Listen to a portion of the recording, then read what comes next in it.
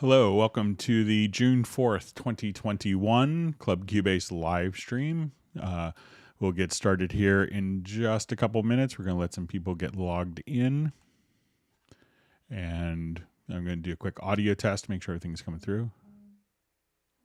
Hello, welcome to the June... Okay, audio sounds fine. My monitoring computer. So welcome to the Club Cubase June 4th, 2021 live stream. If you have not attended a live stream before, how it works is you could ask questions in the live chat field or submit questions in advance to clubcubase@steinberg.de. My name is Greg Undo. I'll be the host for the live stream today. So we'll try to go for about 4 hours. A couple of things. If we are asking, as you ask questions, realize that I may not have the ability to, I'll try to go through each of the questions asked chronologically. And we'll have, the questions will come in faster than my ability to answer them in a real-time manner. So if you don't get an immediate response, it'll probably try to catch up periodically. I may lose a question or two as my chat field. I have to kind of keep it running slow to kind of keep all of the questions available to me. Sometimes it resets, so I'll apologize if I lose anyone's questions. I'll let people know. And you may, at that point, you could, if you think I missed your question, you could ask again. But if I just haven't gotten to that question yet, if we could try to refrain from asking the same question repeatedly in the field as we ask questions, if we could try to specify which version of Steinberg software you're using and which version, what computer operating system. So you can say I'm running Cubase Elements 10.5 on Windows 10, or I'm running Cubase Pro 11 on Mac Big Sur. That information is sometimes helpful. I do have my family home during this time, so you may hear my son interrupt later when he gets back from school. My wife is working directly above me, so I'll apologize if there are any interruptions or you hear my wife on a conference call directly above my office. And so a couple people just wanted to draw attention to that are always super helpful. So we have Jan from cubaseindex.com. So if you want to search for topics that were covered in today's live stream, you could look at in the comments field several hours after the live stream. We will have all of the topics covered with timestamps. And if you wanted to, so you could see any of the topics that were covered today, if you wanted to search through, we've been doing these live streams since the pandemic started, since I think March 17th of last year. So if you wanted to search for questions that may have been asked in previous live streams, Jan from Stockholm is kind enough. He created the cubaseindex.com site, and you could search for questions there. There's lots of great information on the Steinberg YouTube channels and the Steinberg website, but another fabulous resource that you could look at for learning all about Cubase and related products and computers and configuration. You can check out the Cubase Nation Discord. That's a wonderful it's a wonderful resource of information. And I know Jazz Dude is helpful in compiling that. And we also have Agent K. I want to thank him for being a moderator, so when we need it. But most people are pretty well behaved, and I appreciate that. We'll try to go for about 4 hours today. One quick note, I may push next Fridays. We usually do our live streams on Tuesdays and Fridays. My son has an end of school year celebration thing going on next Friday. So I just wanted to see if you guys were interested in having a Saturday Club Cubase session instead of the Friday. So if you could let me know in the comments, that'd be helpful, and we could just push it back to the same time on Saturday instead of Friday. So, and if you are on the live stream, watching live, please feel free to introduce yourself. Tell us who you are and where you're from. I see we have a lot of familiar faces. That's wonderful. And if this is your first live stream, make sure that you let us know, and feel free just to ask questions or watch. And if you're watching this, after the live portion, we'll go ahead and get started here in just a minute. We'll let some more people get logged in. So we'll see. All right. So just kind of get my chat field ready here. So I guess we could go ahead and get started. Okay.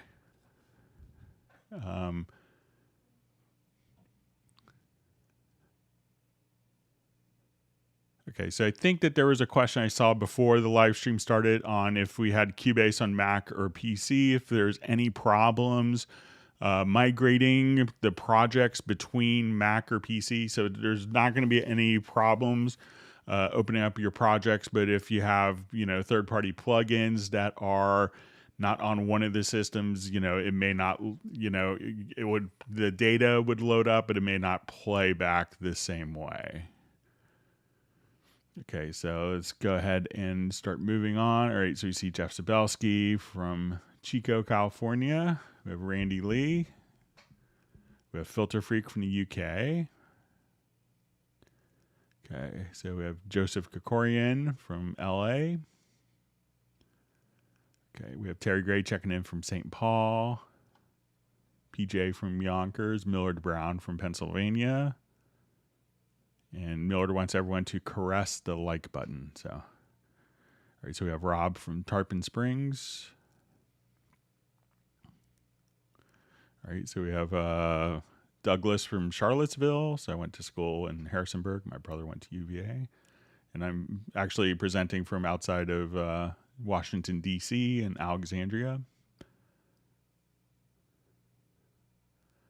Okay, so we have Marvel Jam from Wisconsin. Just going through all the introductions here.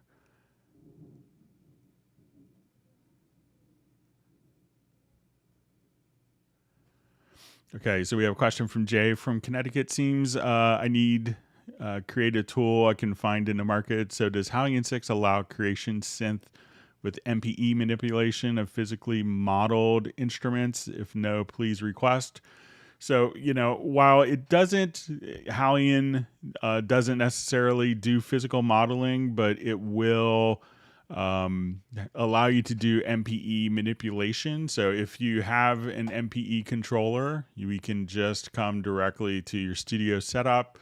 And as we click on the little plus sign here, we can see where we're going to have a note expression input device, and at that point we could just have so if you have something like a Rolly controller, you could have that working directly in conjunction with instruments like Hallian 6.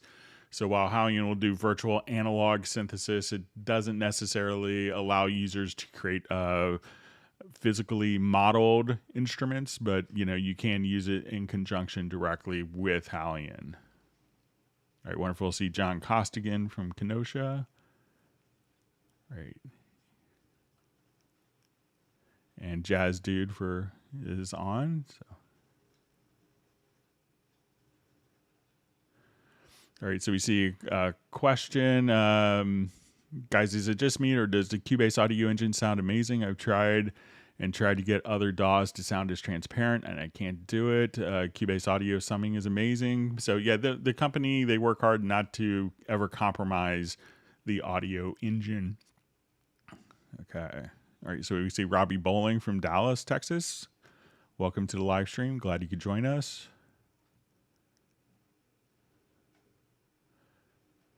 Okay, so we just see, hi Greg, from Randy Lee. I'm purchasing today. Can I use on 2 computers in 2 different rooms? Thanks. So if you have like Cubase Artist or Cubase Pro, you could just simply move your USB-E licenser between multiple computers.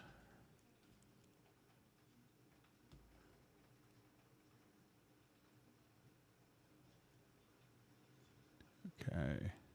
Reading through comments. Thanks for all the great discussion. All right, so we see Michael Pierce joining us. All right, so we have kind of an active thunderstorm, so hopefully I won't lose power with my router. So, All right, so we have Norton checking in from Augusta, Georgia. A good friend of mine from college lives there. All right, so we have Soren in Sweden.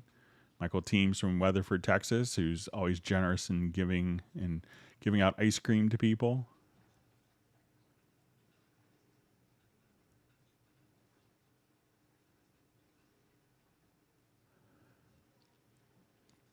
Okay, so we have a question: how to time warp multi-channel phase locked, like drums, for example. So if we wanted to do, some drum, so we could do kind of like for drum quantizing. So if we wanted to do something like that, I could just select the different instruments here. So we'll show you.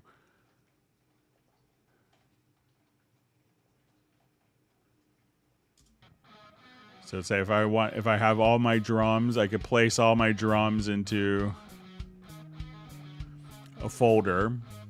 And once we have this, I could just go through and find just some quick hit points.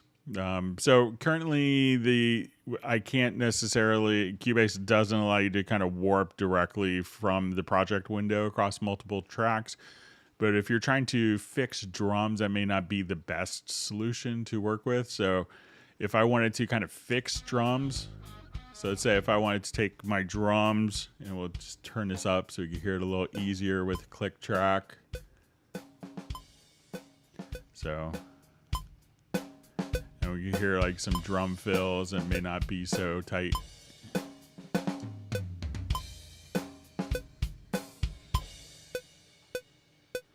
So I think earlier we may have like a snare fill.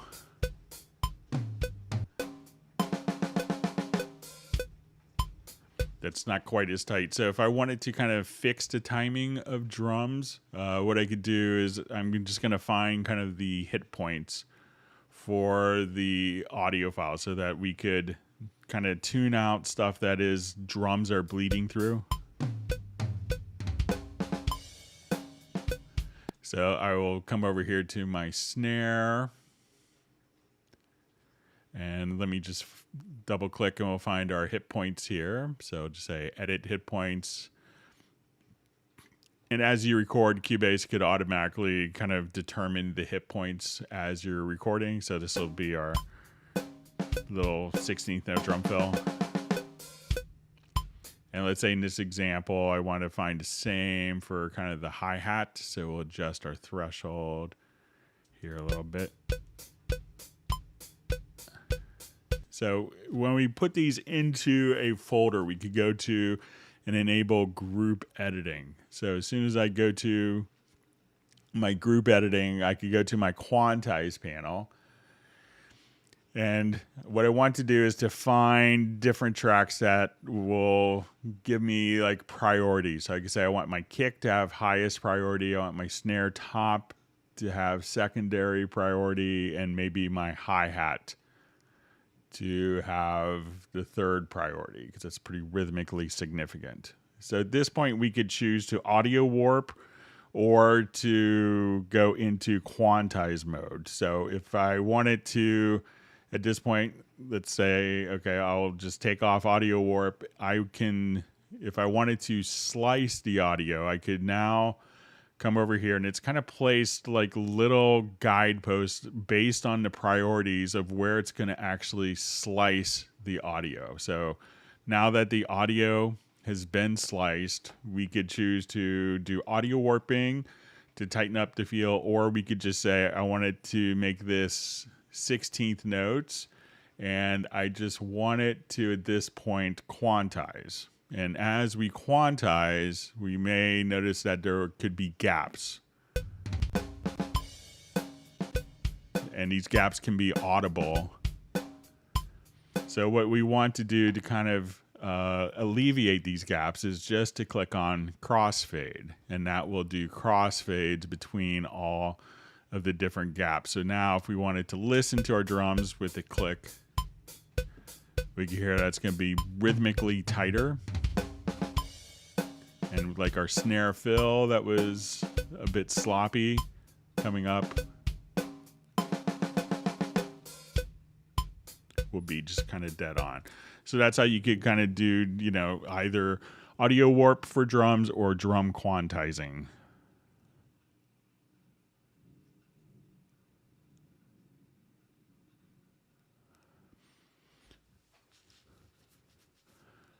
Okay, so we have Ramfree checking in from Fort Smith, Arkansas. All right, we have Taylor from Pine Grove, Pennsylvania. And Taylor asks, when I try to convert a mono track into stereo, I get a message, error, the number of tracks does not match the selected destination format. Merge is not possible. What am I doing wrong? Okay, so if we're doing this, let's say we have two mono tracks that we want to convert into stereo. What you want to do is make sure that you have two tracks selected. And one thing that could be a little that gets people hung up on. So let's say if I have these two guitar parts. So my left guitar and my right guitar. And I wanted these to be basically converted into one stereo file. So I'm going to select these two files. So make sure that you're working with two files. And then when we go to project to convert tracks, we'll say mono to multi-channel. And when you say the destination format, select stereo there. So if I did this right, I'll just kind of hit OK. Okay, so I'm just going to take these out of musical mode.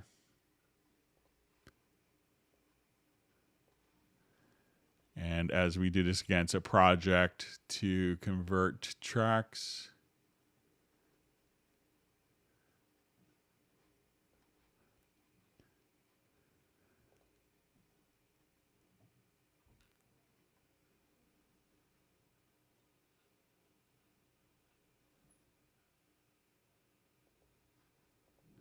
Okay, so let me just try just selecting the tracks and not the events.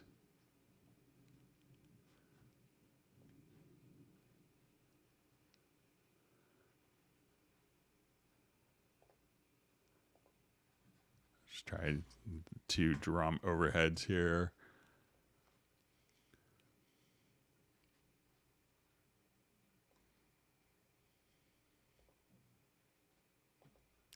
So it's not liking this, but so generally that's all you have to do. So make sure when you go to the convert tracks that, because a lot of times the destination format may not be set correctly.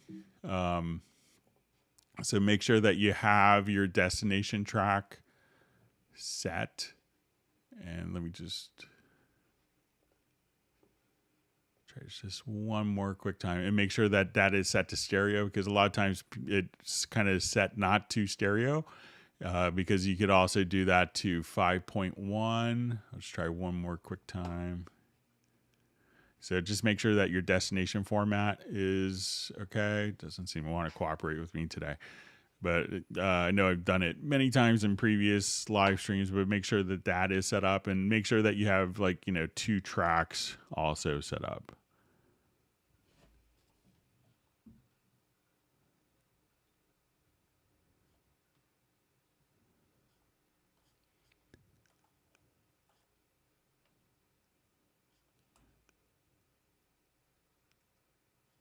Okay. My chat field jumped on me, so I'm just going to scroll back, make sure.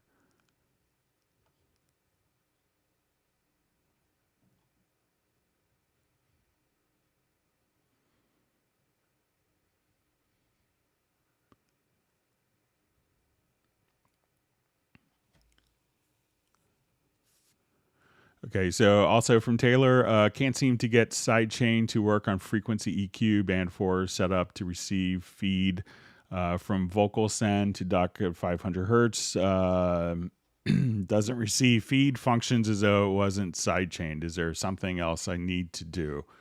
Okay. Okay, so let's go ahead and take a quick look at a sidechain here. So let's say if I wanted to put sidechain on the bass. So let's come over here. Let's go to inserts, and I'll just put the frequency on.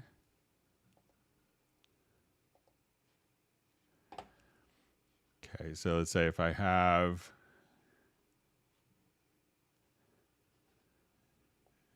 and 4.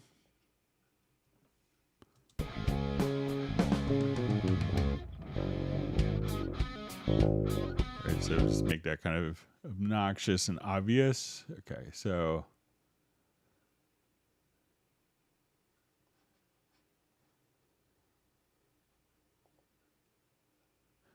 I'm going to put this into the dynamic mode. So let's say if I want the kick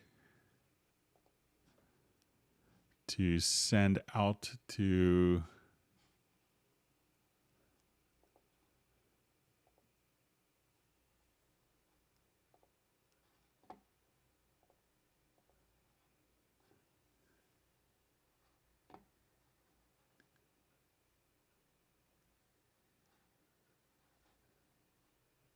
okay, so now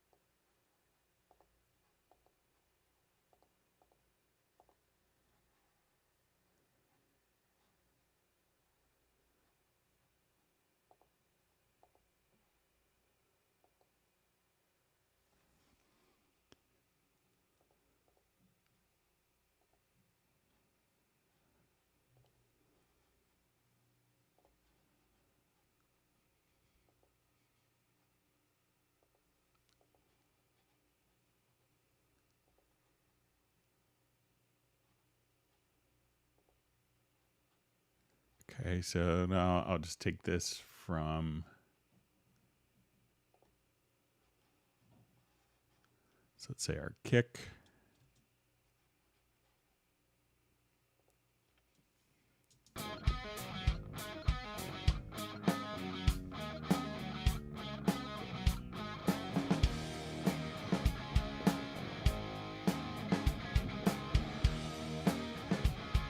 So let me just go ahead and make the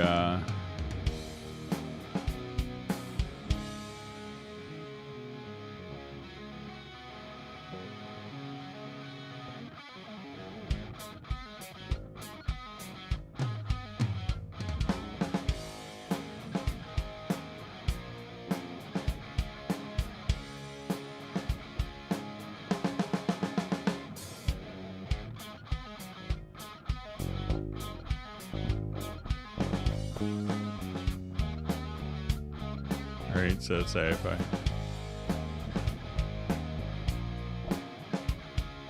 so you could hear kind of as we were making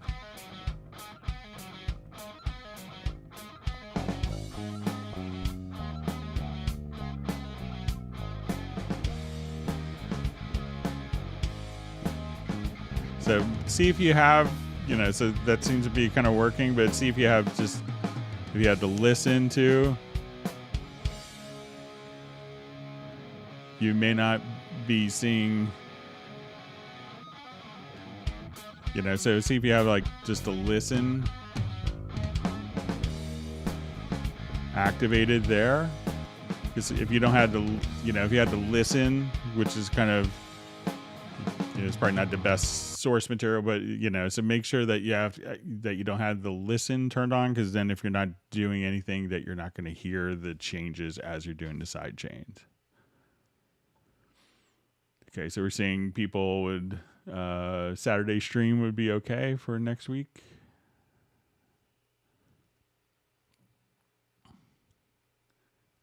All right, great to see Matt Elston from London.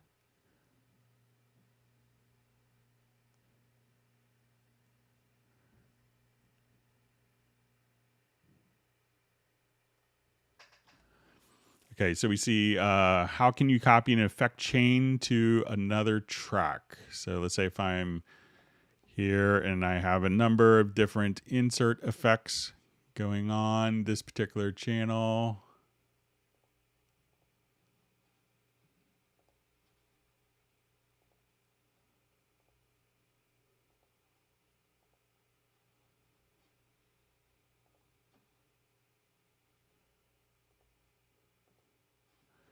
I can now just select this particular channel. And if you right click, you could just select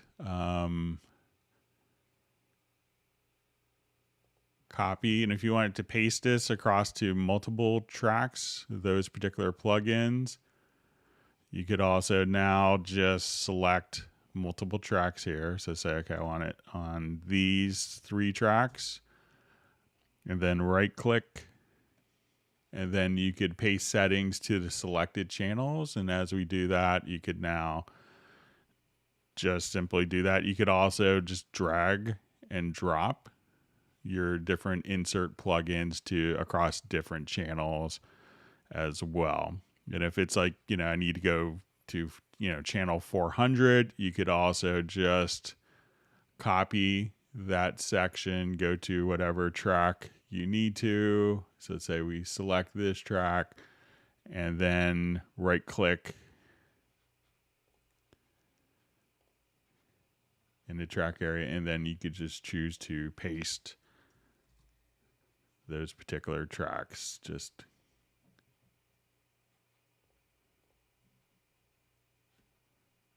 So just right click there, and then you could just paste your plugins that way. So that's how you can copy an effect chain. All right, so we have Northeast India checking in. We have Carlos from Los Angeles. We see Tim Weinheimer from Mission Viejo.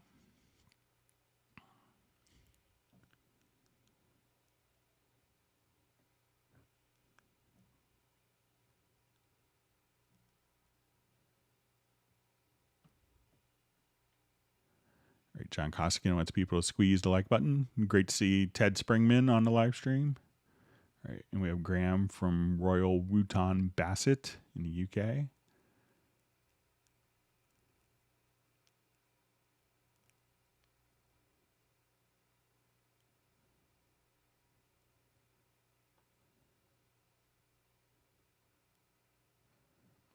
All right, so we have Loretta from Vancouver.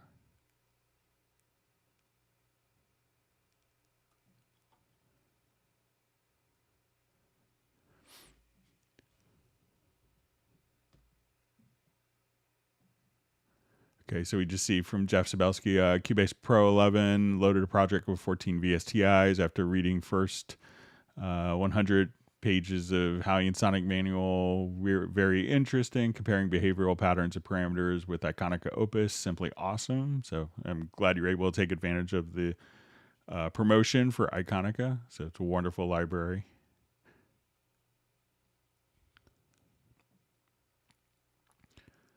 All right, so just see comment. So I want to learn mixing. If you could refer me the link fully dedicating to mixing. So it's probably a lifetime of learning, and I don't think anyone ever really knows everything about mixing, and every project will kind of, present different issues and challenges. So, but you probably pick out a lot from different YouTube channels.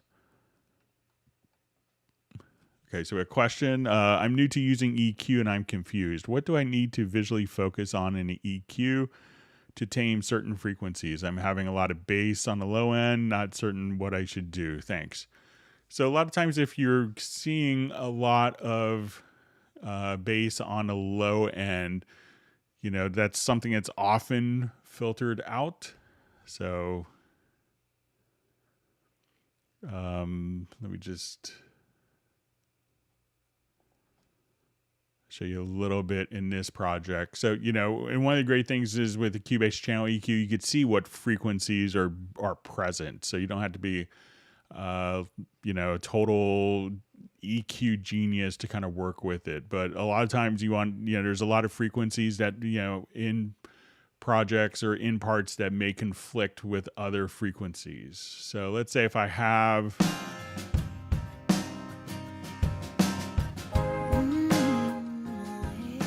like this project, and I wanted to look at the EQ of the voice. So I'll go to the channel EQ. So one of the great things is, if so it's good, and we'll just solo the bass here. or the vocal. And I have just a low cut filter. So when I don't have that on, you will hear kind of like a lot of maybe like breathy.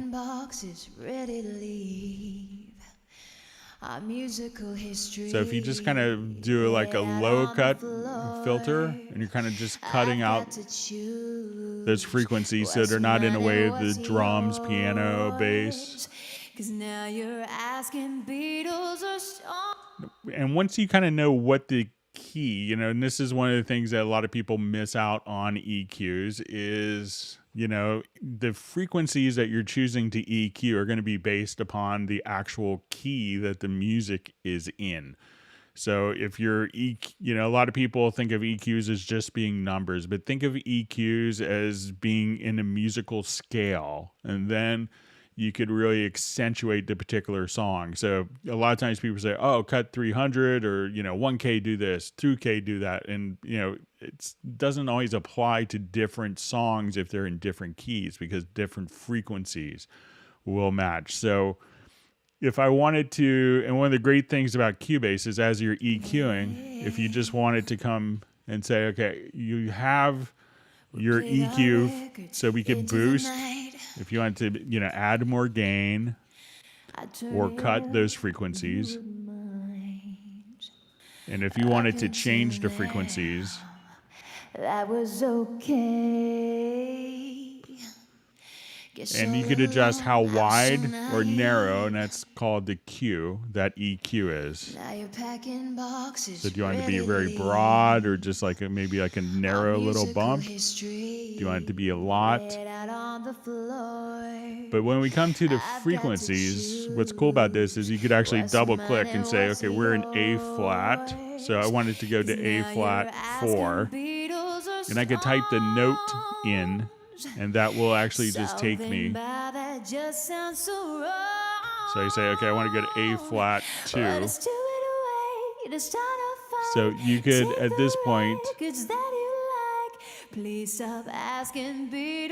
the frequency, type the note in. Just leave it alone. So say A flat 6. So again, just kind of type the notes in, and that could make a big difference in making sure that EQ is kind of going to be accentuating frequencies that complement the music. So when you see the frequency, try just typing in the notes that you see, and so do a chord track, look at what notes the key is, and accentuate those particular frequencies, and that can make a big difference.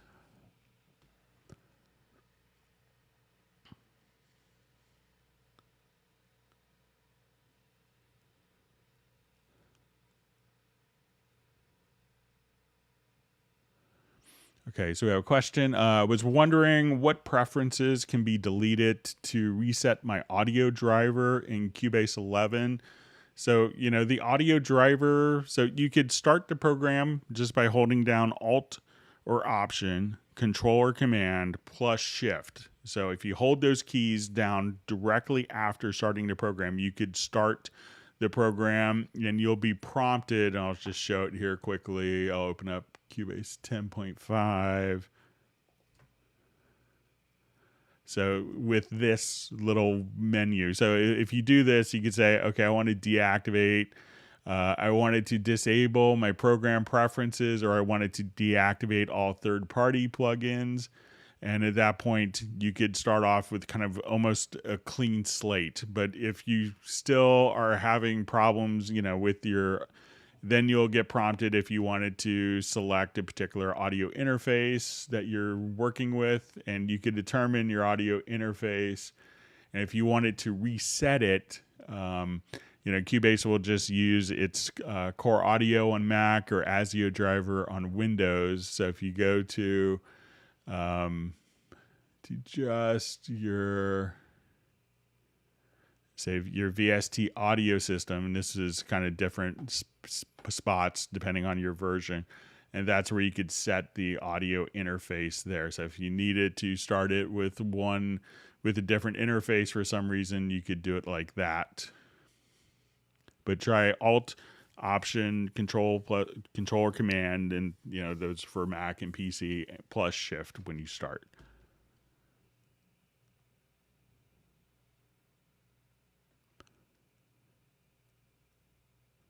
All right, so we have Kevin Jakeman checking in from rainy UK.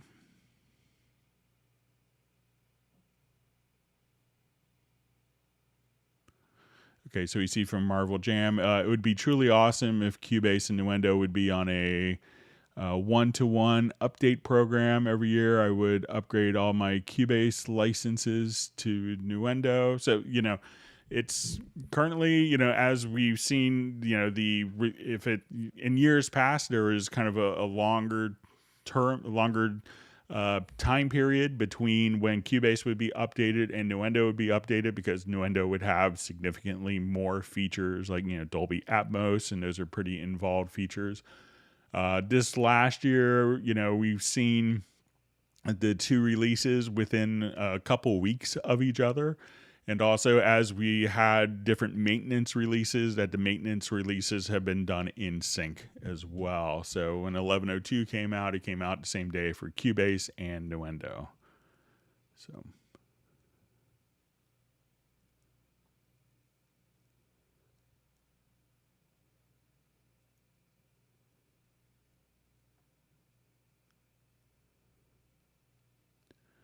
Okay, so we have a question. I have a Roland Phantom G, the first Phantom G, not the new one. I have real trouble trying to build the external hardware controller from scratch. Will Steinberg ever build specific drivers for it, Doug?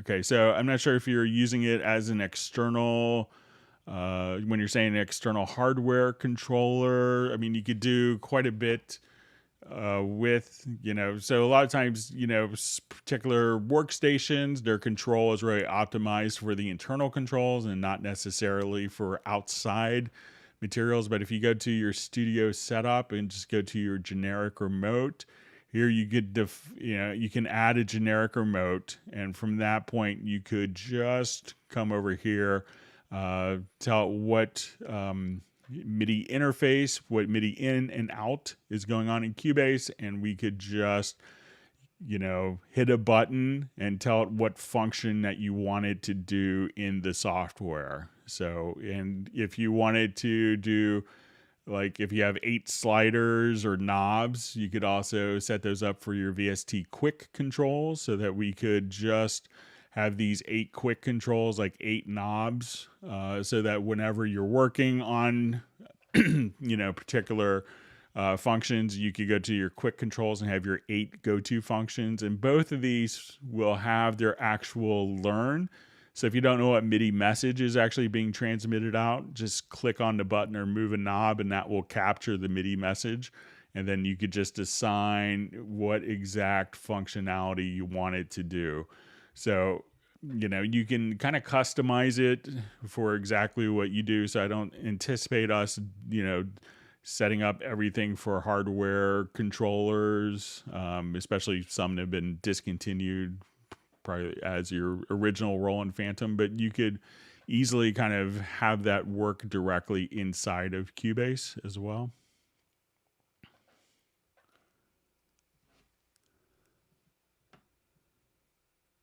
Okay. Thanks for all the great questions.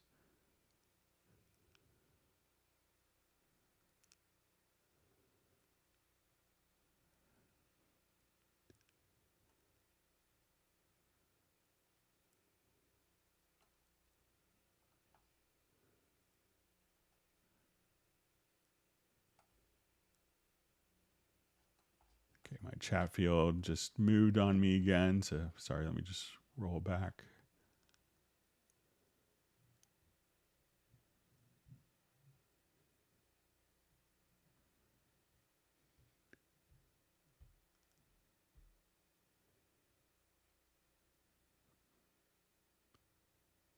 Okay.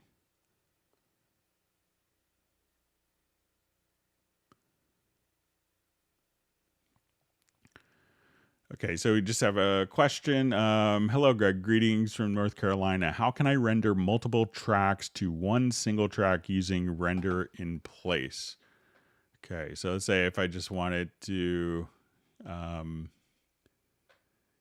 take a couple of different projects here. So let's say if I'm doing audio, I could select, let me just activate this project here.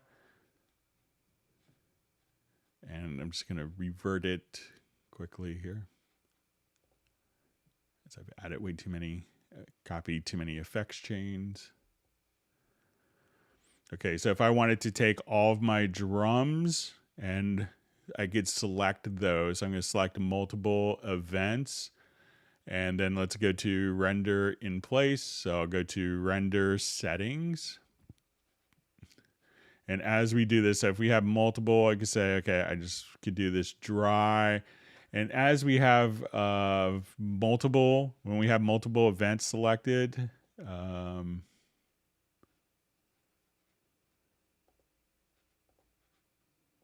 me just try selecting the, sometimes you can get different behavior for tracks versus events. I'm going to select all of the tracks.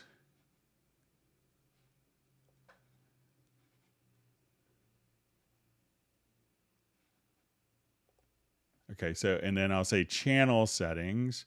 So let's just say I'll do channel settings here. And then we could say mix down to one audio file. So I think that I'll just check just to confirm. So let's say I want to take all of my drums and mix it down to a stereo file. So let's go to render in place, to render settings. Okay, so you want to select the channel settings here and then mix down to one file, and we'll call this drum mix. Okay, and as we do this, I could just do this as one file. We can mute the source events and just hit render in place.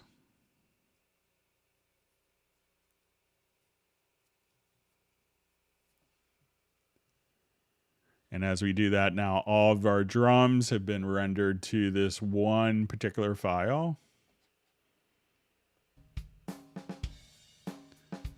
And all the tracks that we used for the render have automatically been muted because that's the choice we made. So make sure that in the render in place settings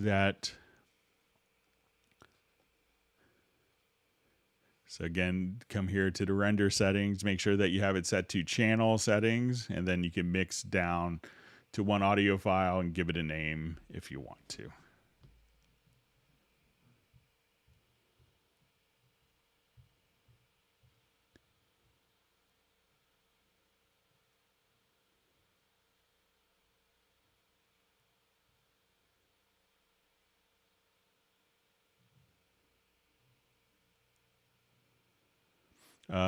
So we just see, hi Greg, does combining tracks to mono require no edits? So if you want it to, mix down multiple files, so let's say if I do my audio mix down, we could choose to do like a mono down mix. So if I wanted to, let's say, okay, I'm going to do my stereo out. And I think we could choose to just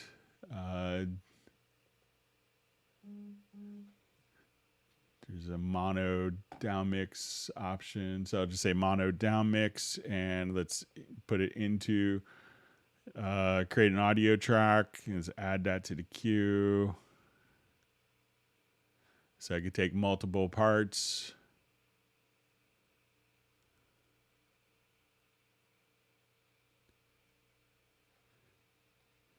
And then everything would be just mixed down to monos. There's no real edits, but if I just want to take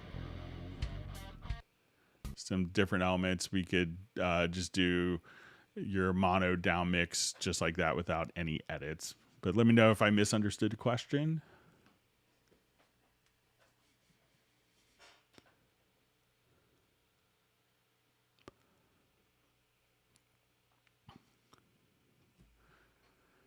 Okay, so we see, hi Greg, loading multiple slots in Halion Sonic 3 I find now, and to use articulations lane, there may be conflicts, and when erasing an input from a lane, it erases the MIDI note. More reading to do.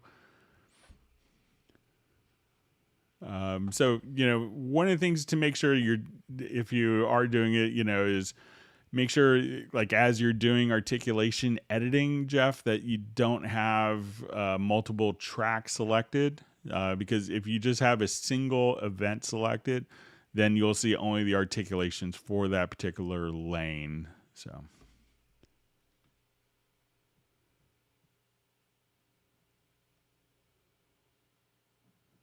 All right, we see Michael Teams is like an ice cream sommelier now, pairing ice creams with people's drinks.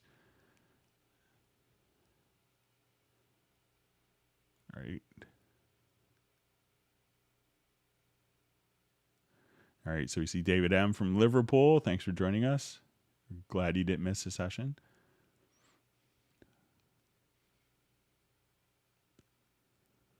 Okay, so we just see a question. Will there be a sale for updates from Pro 10.5 to 11 later this year? So there's always going to be different promotions almost on a monthly basis. So, just kind of keep checking back. I usually am not privy to them, or they don't tell me because I talk to too many people. But just always kind of keep your eye out. So I know in the past that there's, different update sales in the summer. So we're approaching summer. So, keep your eyes open.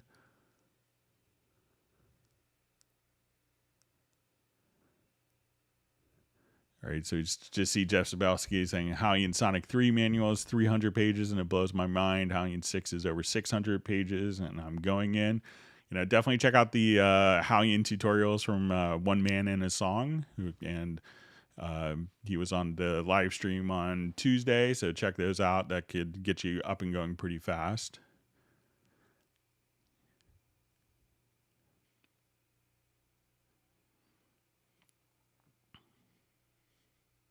All right, great to see Sable Winters on the live stream.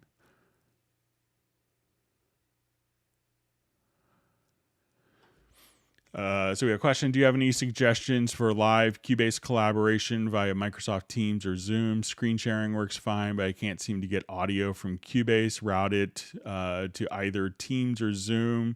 So there are some, if you have like your audio interfaces, sometimes can have loopback functionality enabled. So if you wanted to come over like to your audio interface, you may have a loopback function. So let's see if I could open this up quickly.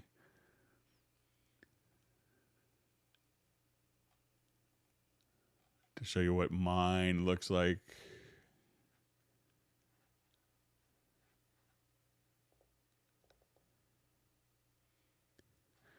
All right, so as soon as we come here, you could have a loopback function within your audio interface. So some people do it that way. How I have my audio set up is I have one audio interface for Cubase, and I take that analog output of that audio interface into a mixer that has USB, and my microphone goes into the mixer.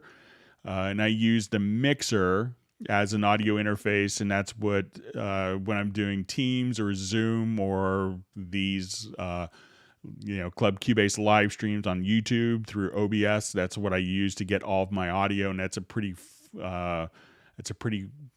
fail-safe method. I haven't really run into any problems where I have one audio interface for Cubase and I use another one just for the stream. There are different utilities like Voice Meter, and some people use Restream, and a lot of people have issues with stability and using both of those. So, check that out, but there's some software solutions as well. But if you have another audio interface laying around, just, take the output of that and use one interface for Zoom and Teams and use the other one for your Cubase, and works really well.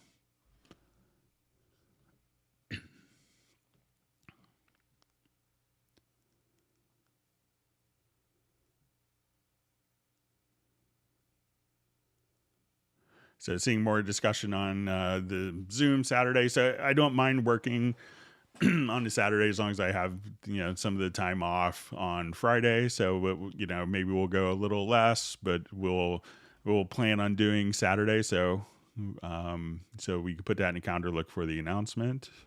Maybe we'll get some other fresh people who aren't able to make it during the week.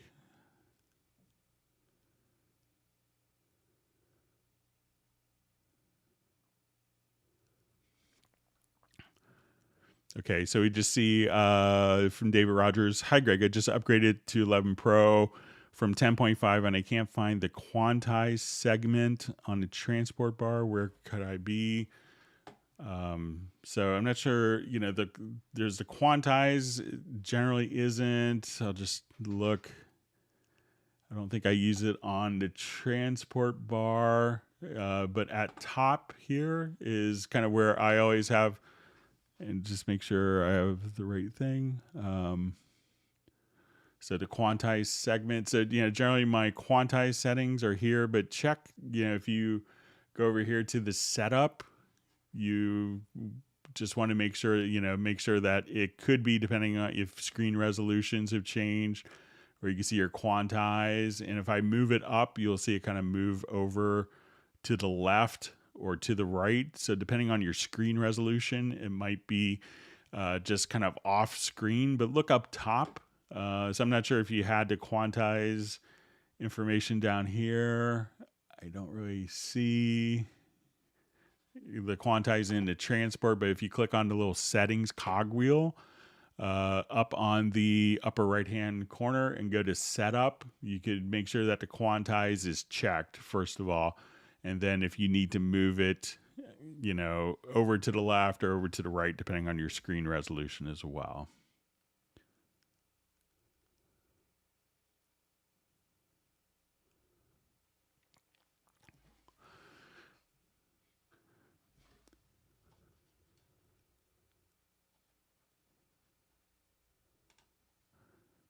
Okay, so I see from Keith Young, question: when using tempo detect of event chosen with the range tool and trying to exit tempo detect after answering exit question, Cubase crashes. What am I doing wrong? So I had this with, I think, 10.0. I had a similar problem but only on Mac. It was on for me, and this is what I would do at that time if I did a tempo detection.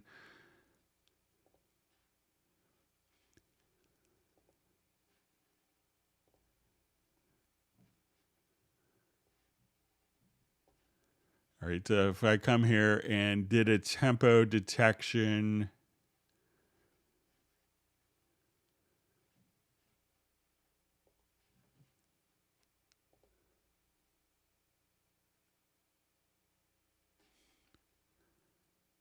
okay, so as soon as I did this, so if I went and switched tools here, in previous versions, I would get a crash at this point.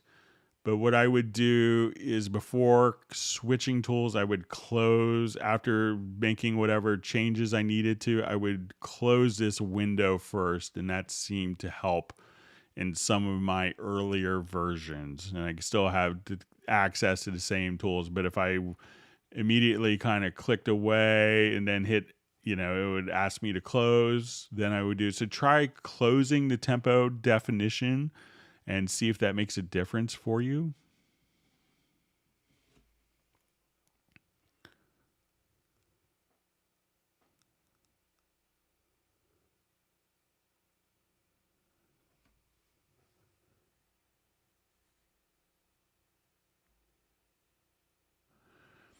Okay, so I just see from Jeff Sabelski, I could use volume lane on Groove Agent 5, but when I took a point all the way down, I could still hear a faint sound of the track, so I need to learn to automate Groove Agent. So let's say if we have Groove Agent in a project here. So one thing that could make a difference, Jeff, with this is, so it's add an instrument track. And we'll do just a quick Groove Agent SE. So depending on the kit itself, like if you're doing an acoustic kit,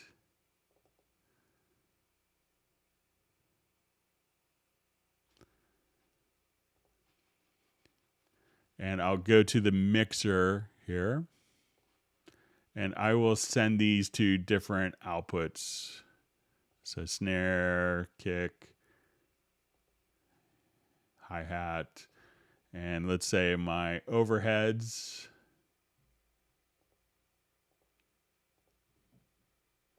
Okay, so now as I'm playing,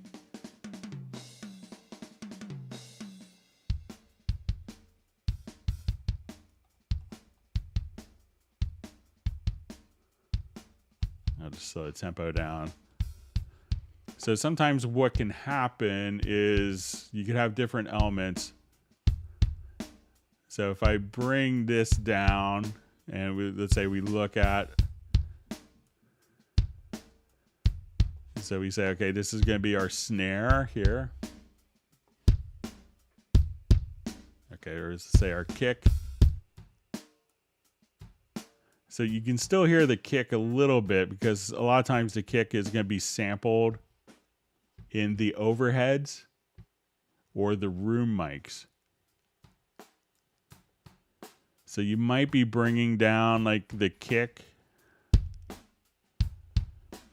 when it's kind of mapped out like this, or you bring down a kick, but it's still been captured in the room and the overhead mics. So this way, if you now just say, okay,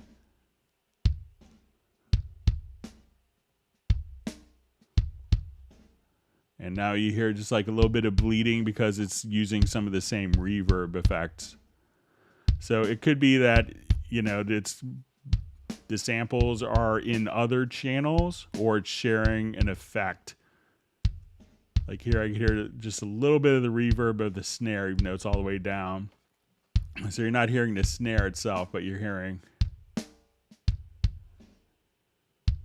just the effect return. So make sure you're have that kind of set up, and it could be that it's just kind of bleeding through.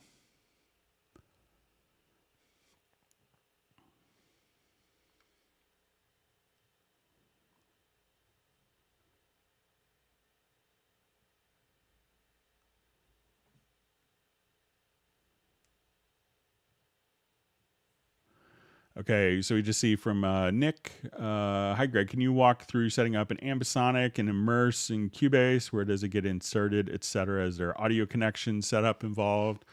All right, so I think I have a project kind of set up for this. Let me just open it up. So yeah, you would have to, like just how we add a stereo output, we would have to add like an Ambisonics output bus, which we'll show in just a moment.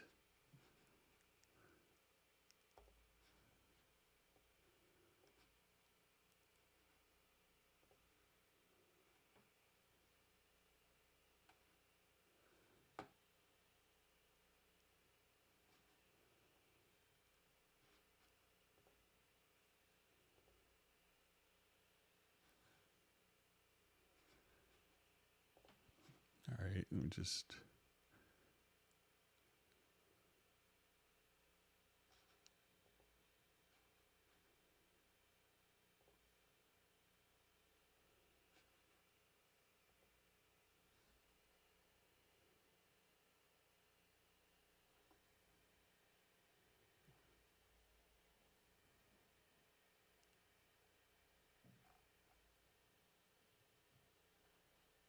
Maybe it's this folder here.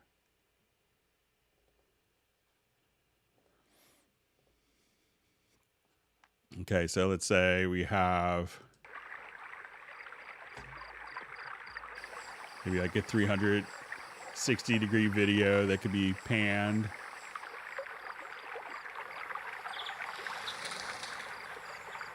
So what you need to do is, check your audio connections, and you want to have your outputs, and we have everything kind of routed to a third order ambisonic bus or first order ambisonic bus. And then in the control room, you could have the VST Ambidecoder plugin. So we have that kind of set up in the control room. And now, as I wanted to just kind of take, let's say, just a bird flying over.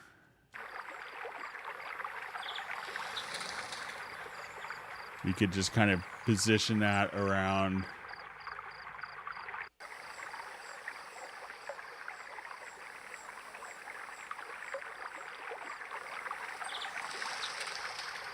And kind of move that behind you. So basically it's going to be, it could be up to, multi-channel file. And then it could use the Ambidecoder plugin here in the control room. And that's how you could kind of monitor through stereo headphones. All right. So Michael Teams wants people to punch the like button. So.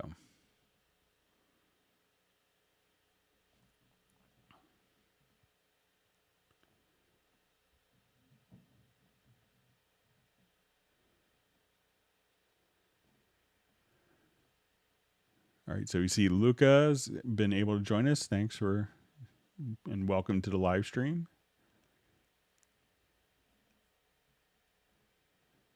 All right, so we see John Costigan has his revelation today. It's typing chord notes directly into the EQ. So yeah, it's a good one.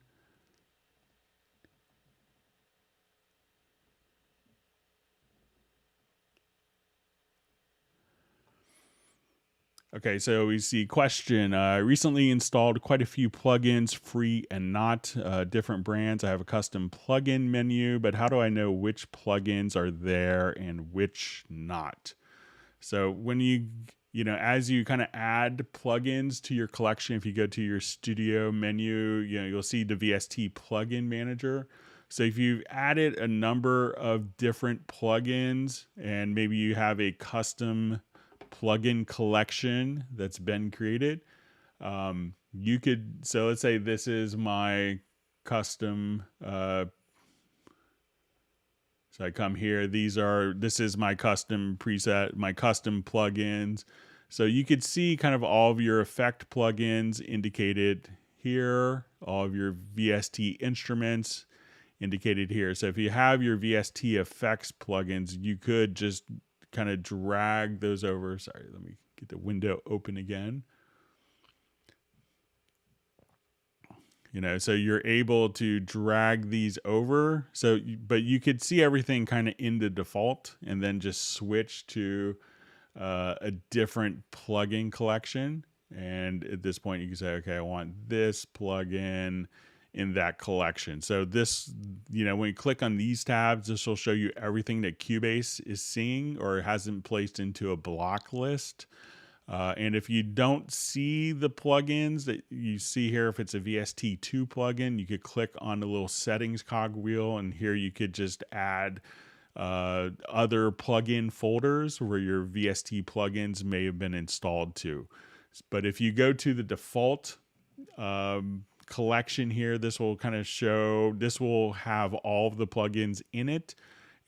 Or you could see all of your installed plugins in these two tabs for effects or for instruments. And then you could drag these over to your collection as you see fit.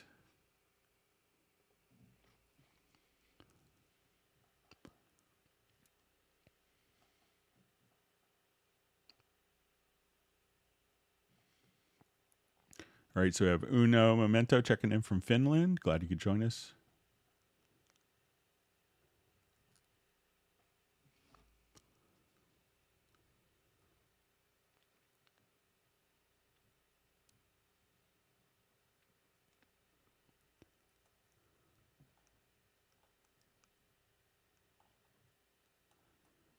All right, just reading through.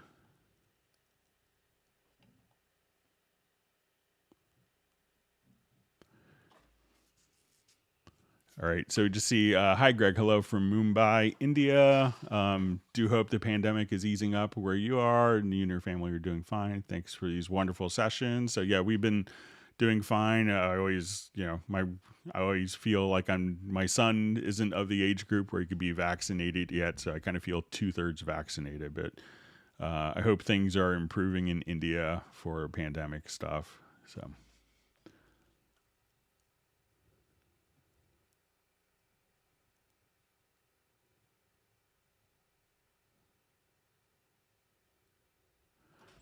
Okay. Question: how can I make the track colors like Cubase 5 and Cubase 10.5? Your project colors looks like the Cubase 5. So my project colors are, generally the default project colors that I work with. So that's what I'm doing. But if you wanted to switch the different colors, you could go to the project menu to project color setup. And there's a number of different options. So if you wanted to double click, you could create and customize your own. You could also add additional shades and color tints for, colors just like that. There's also where people have them in templates or Cubase projects where you could just download those and you could set different colors as default right there. So I think that the ones I use are just, entirely custom or entirely the default ones that you get with Cubase.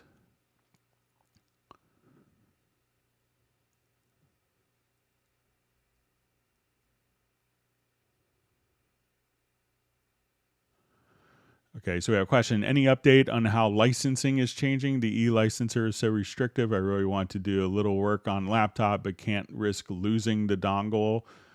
Paul in the UK. So, just when I was traveling and I was the guy that was doing 120,000 miles a year flying, and maybe 150 flights some years. I was always traveling, and I just used the same dongle.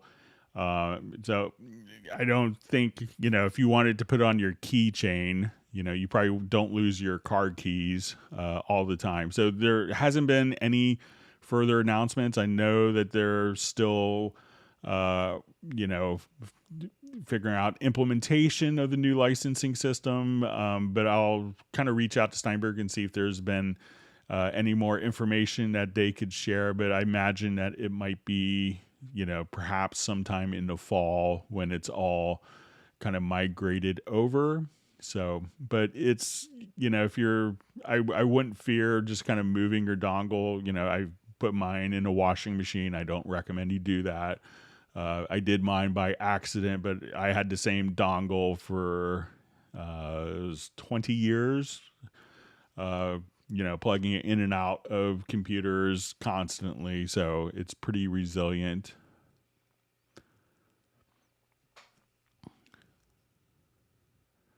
Okay, so we have Stefan checking in from Sweden. Thanks for joining us.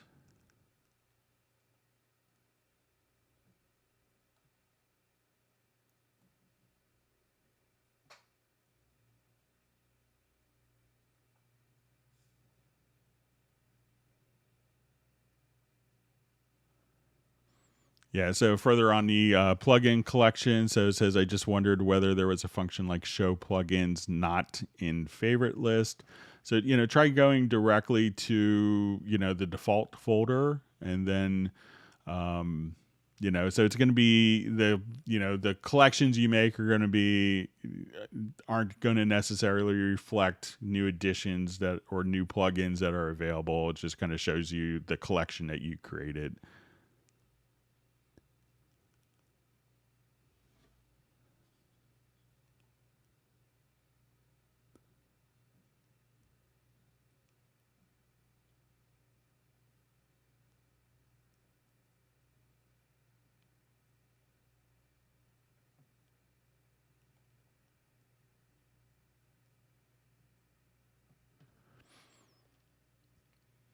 All right, so just see any chance that Cubase 11.5 improves workflow. So every version has a lot of workflow improvements, and the one thing that I see that's interesting is there's a lot of workflow improvements, but people sometimes long term users may not use them as much because they kind of know their particular method or they know a particular way to do something and they don't necessarily utilize all of the different improvements that are there. So, like a lot of people will still go to a VST instrument rack and load the VST instruments and choose not to do stuff like, okay, I want a retro log track here and just drag and drop and create. Or I want it to have a plug-in chain on this file here, so I could just go home. Let's go to presets, and I'll go to my track presets and go to audio, and I want this for a bass part, and just drag and drop that and have all of the inserts just automatically update. So there's always tons of, workflow improvements that are done, and it's a pretty significant discussion we have all the time. But if there's any particular workflow things that you want to see, feel free to let us know at Club Cubase at steinberg.de. But there's a lot of things, there's probably 30 to 40 workflow improvements every year with Cubase. So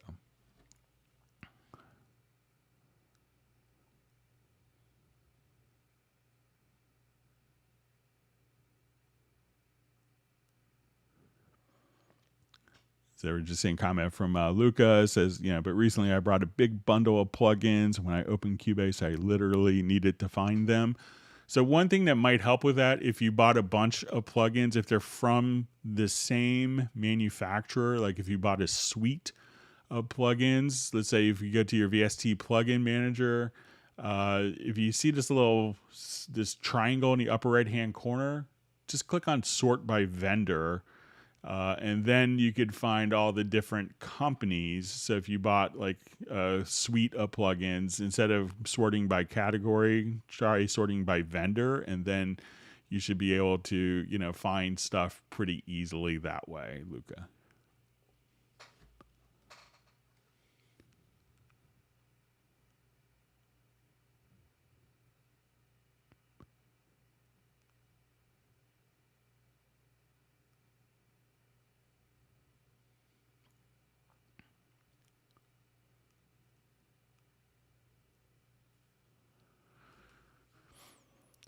So to see, wouldn't it be cool to be able to randomize notes in a Groove Agent pattern editor? So let's take a quick look. I mean, we could do it easily enough inside of, Cubase, and you could drag and drop back and forth, but let's take a quick look and see if there's anything.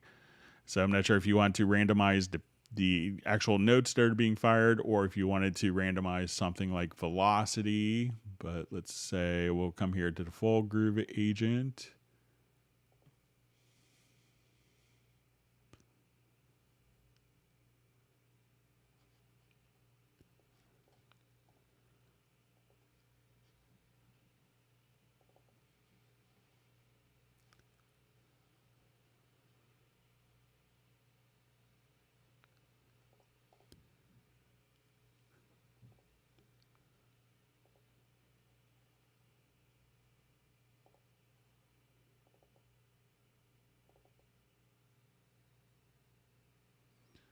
Okay.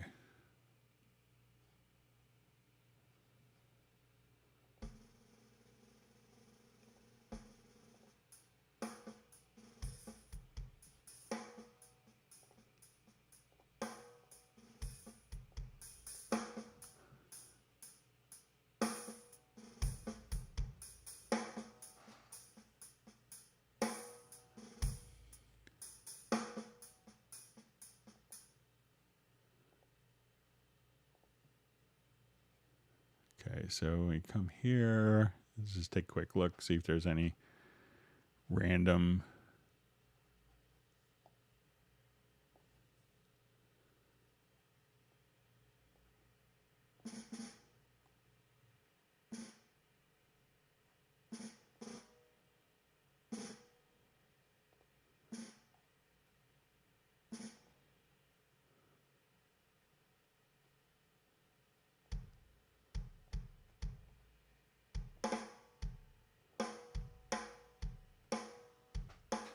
So I usually don't program my drums here, so let me just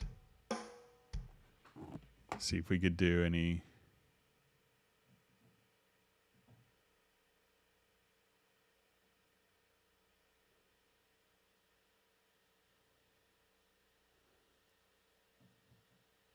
If there's any randomizing.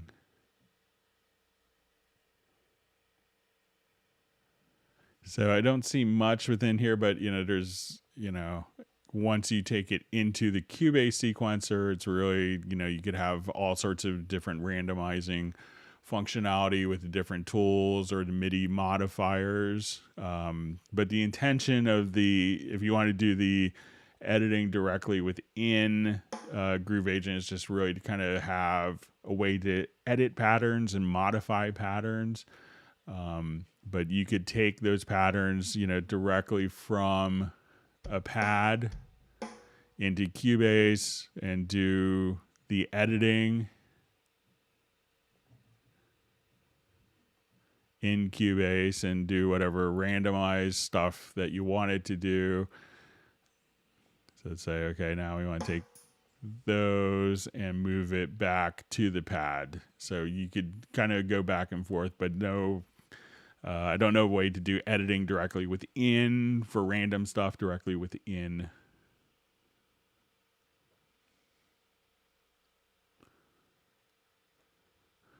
Okay, so we have a question. Any chance to have a virtual drummer as in Logic Pro? So actually Cubase was the first one to do this. I think it was copied by Logic Pro, but if you come, when you have Groove Agent, so just do a new project, you can just come right over here. It says do an empty project.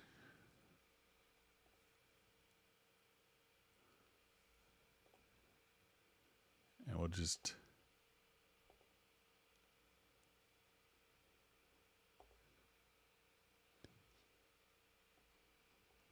so we could right click. So you have beat agents as well as as well as the acoustic agent. So if I come over here, I could load the kit with patterns. So let's say I just wanted to come over here, and I'll just load a kit with its patterns. You get a lot with it. Plus there's lots of other kits and third-party expansions that are available.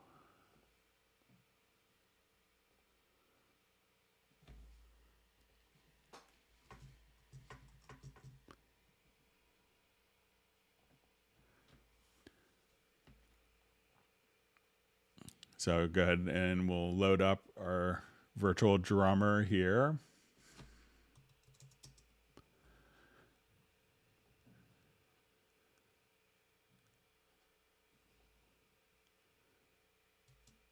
Let me just check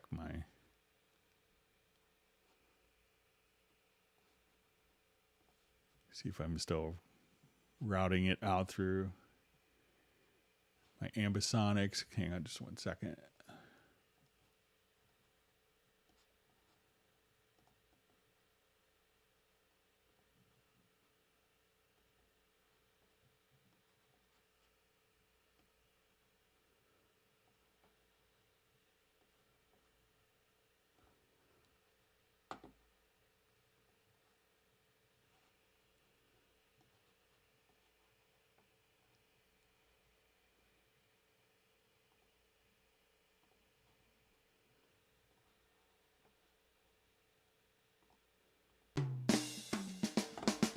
Okay, so now we can come over here. Let's say just our patterns. So if I wanted to see what the instrument looks like, if I wanted to tweak the instrument, I could click on each one of the sources here. So if I want to change the kick and add more room to it, or if let's say I want to add tune the snare, so I could come over here and say, okay, let's make it a tighter snare. And I wanted this to be more an overhead mic.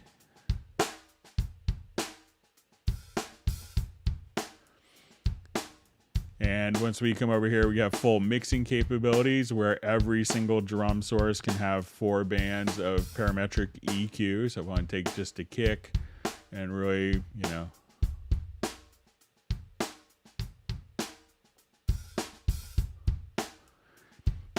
and each track could also have its own. So we have 32 stereo outs.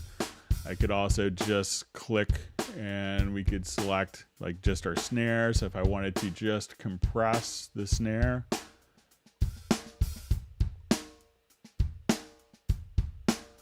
you could do stuff like that, or run it through tape saturation or envelope shaper for everything that you wanted to. So it's a full channel strip on each drum. And if I wanted to kind of change the actual patterns, instead of it playing kind of the same pattern, you know, you'll have intros, endings, as well as fills.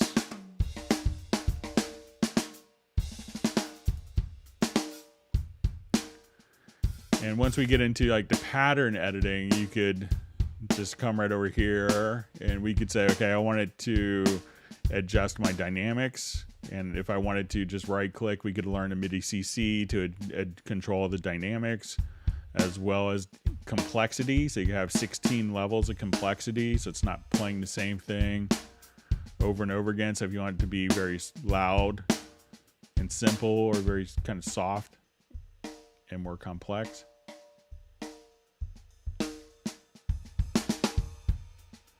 And this is all dynamically controlled by MIDI. We could also just say, I wanted to go to halftime, as well as, okay, every 4 measures, do one of the drum fills randomly. And if I wanted to take my auto complexity and say every bar, just switch like 1 or 2 levels of complexity. So it's not playing the same pattern over and over again. If you want to add more swing.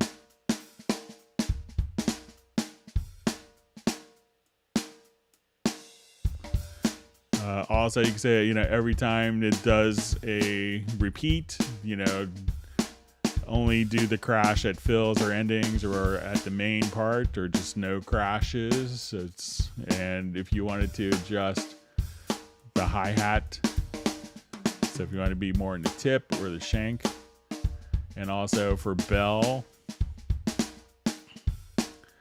And once we have this kind of done, I could also just say, I want to take this, let's say I have Groove Agent going on. So at this point, I could just record all of this, and it's going to record the information, the patterns are all going to be recorded directly into your project. So as soon as we just kind of, so everything could be recorded directly into the project. So if you double click, everything would just be, you know, part of the particular project right there. So yeah, you know, Cubase does have virtual drummer, and you could also just treat that in very much kind of like an MPC mode as well.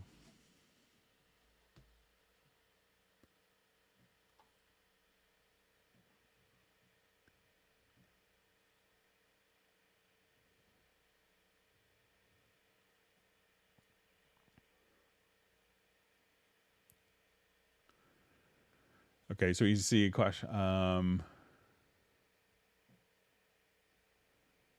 Okay, so I just see, hey, I have a Intel HD 630 and a GTX 750 Ti with both cards. Halion 6 Anima has display bug.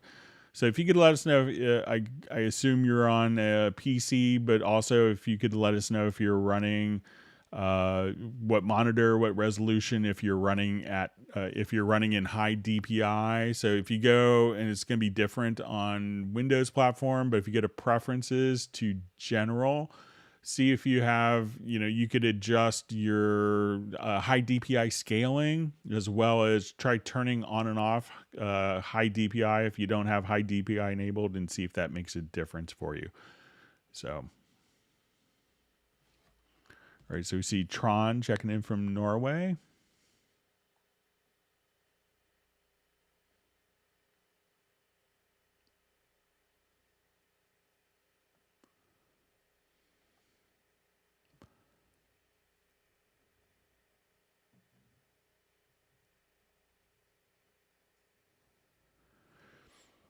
So just see a question. Hey, Greg, can you add little variations to a MIDI audio using Backbone? So I assume it's a sample that you're talking about. So say let's go ahead and I haven't worked with Backbone much recently, unfortunately. But let's go ahead and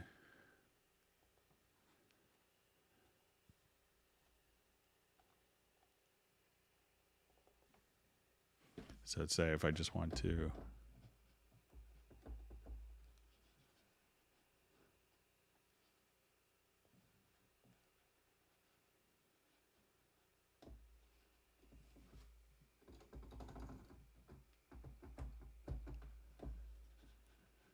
So if you wanted to do, I mean, there's obviously tons of little variations that you could do. So I'm not sure. And if you wanted to do these as LFOs, I mean, you could do, have these set up through LFOs to do kind of natural variations. But yeah, so that's probably what I would do. So find out exact what variations you want to do with Backbone. But yeah, you could definitely do, all sorts of tweaking with everything that you want.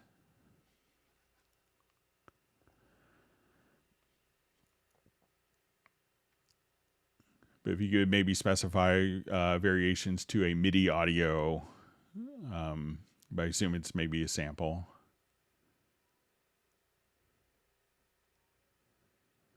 All right, great to see Kyle Kennedy. Glad he can make it. And we see Mike from the Big Apple was able to join the live stream as well. Thanks.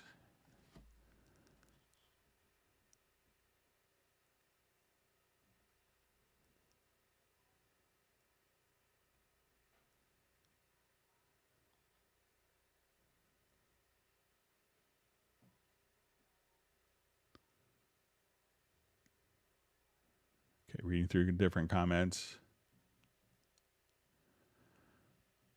So just see from Kyle, how much headroom do you recommend leaving on the stereo master bus? So I know a lot of people kind of shoot for -6 dB, and it could really depend on if if you intend to send it off for mastering, you may want to give the mastering engineer more headroom to work with, or if it's just something you're going to be mixing and releasing yourself, then, you might kind of shoot for -6, and it could depend upon the material. So if it's going to be maybe like a really, Alison Krauss like Americana country, all acoustic instruments, you may go for less. If it's going to be like an EDM track, you may, beef it up a little bit and go more. So.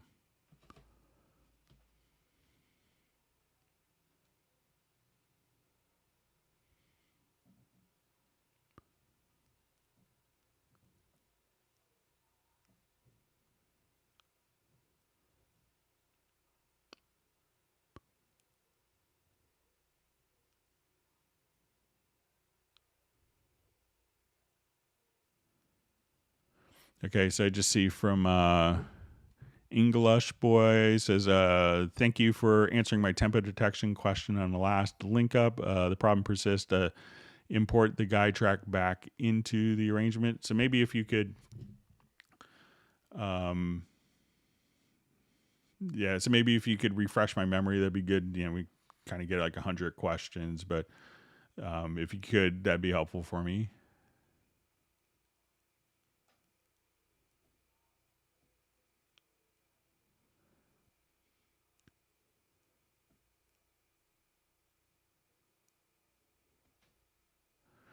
All right, so question, what is the fastest workflow for quantizing reliably audio tracks containing unprocessed mono and solo instruments?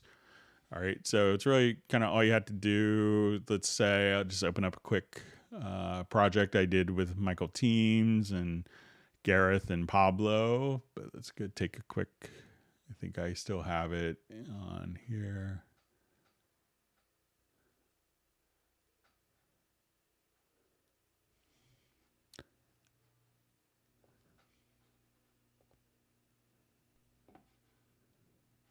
Okay, so let's say let's say if I wanted to quantize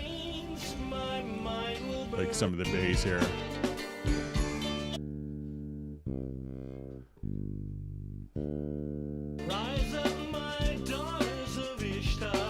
You know, so Cubase will automatically go through and find your hit points. You could maybe adjust a threshold as needed. So say, okay, I just wanted to adjust the threshold here, and I'll just bring it down just a little bit, and then I could just create warp markers. So at that point, you could go, you could at this point, say, okay, I just want to even create slices and hit Q.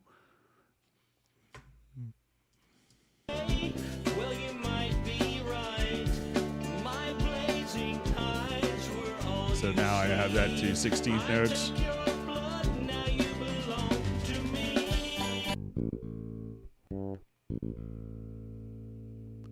And we just...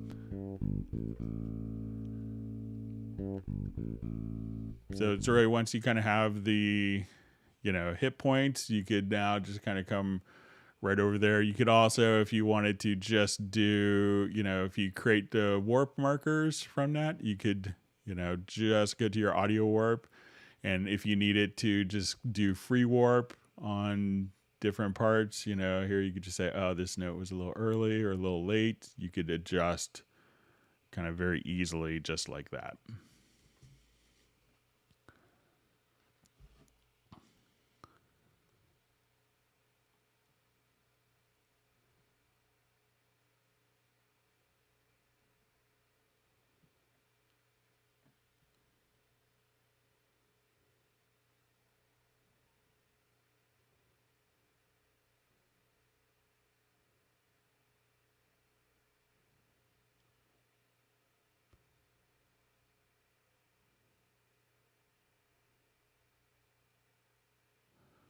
Okay, so just seeing maybe just reading questions from English Boy about importing guide tracks back and doesn't line up with the MIDI transcribe, so I can add external hardware instruments. So maybe if you could refresh my memory on that again. All right, so we have another question. Can you add a lock feature to the Notepad editor to prevent text being rewrote? So let's say if we go to the Notepad, so it's going to be project menu. So I could pass on the ability to add a Notepad data. So, but I generally doesn't get rewritten unless you specifically do it. So, if you could let me know if that's what's happening to you, if the Notepad has been changing on you.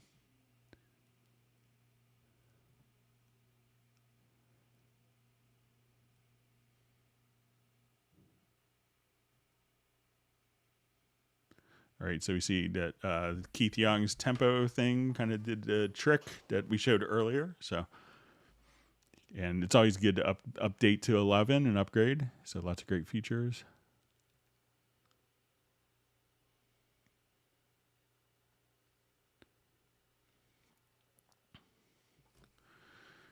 Hi, Greg. Can you explain how I would transfer the content I have built up over the years to new PC with Cubase Pro 11? By content, I mean rock and pop toolbox, EDM loops with samples, etc. Many thanks. So if you have the license already, all you have to do, if you wanted to copy it to a new computer, like to a USB drive or to a portable hard disk, you could do that. But if you go... And if you do that anywhere that it's stored, if you go to your Steinberg, and once you open up the location, just right click, and then you could just simply, have it open with the Steinberg Library Manager, and that will make the association between the program and the content. If it's just, installing all of that data again, just go to your Steinberg download assistant.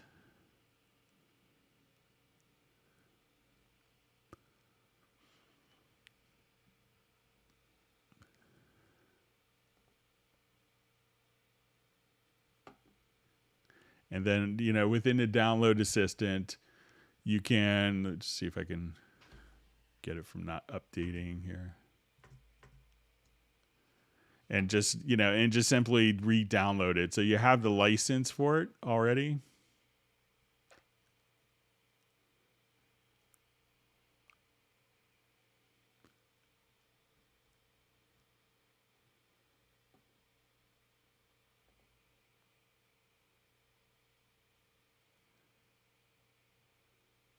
See if maybe my Hangout might be. But once you are in the Steinberg download assistant, here we go. Just going to update it here.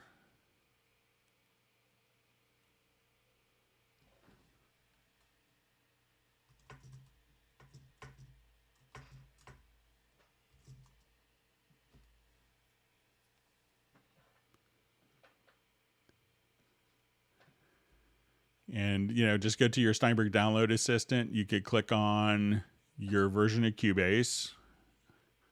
And even if you know kind of what the libraries are, you could download them.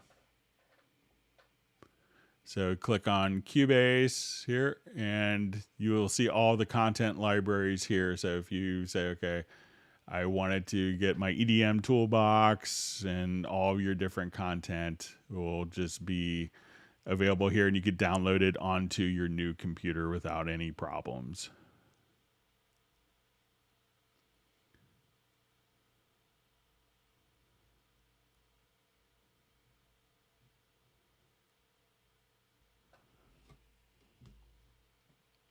Okay, so we have, I think it's Chethan from Sri Lanka. Thanks for joining us.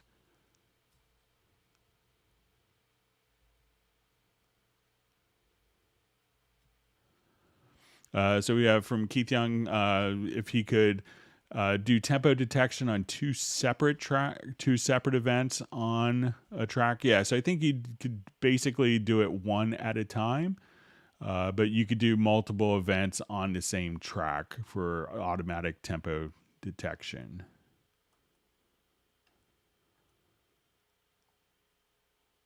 Okay.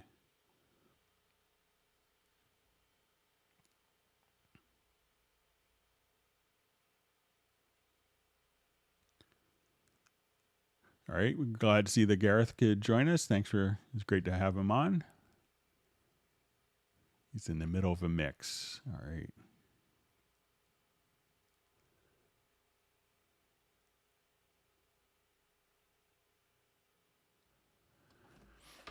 Okay, so we have a question. In Nuendo 11, when I select or highlight an audio part, it doesn't seem to turn darker like it does in Cubase 10.5. Is there an adjustment in the preferences that I can make? All right, so let's see if I come here. Okay, so let me open up Nuendo. I don't know one off the top of my head, but let's take a quick look.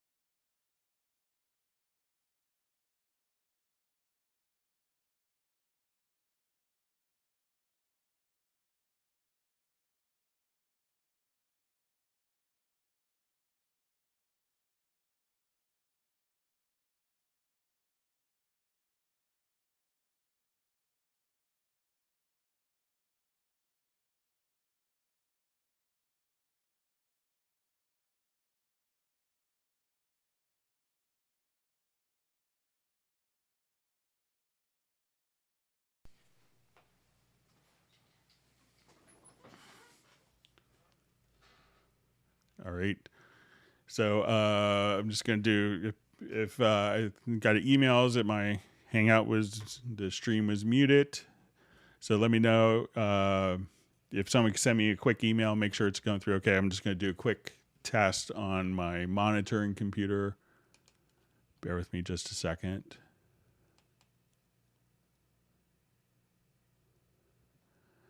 And just let it catch up. All right. So I'm just going to do, if got emails at my...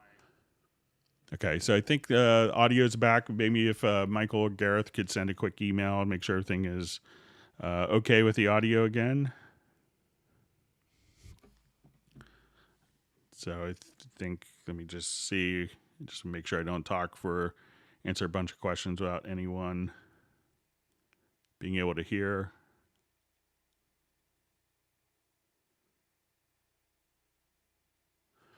Okay, so let me see. So I think we have audio back. I'm just going to do another quick listen.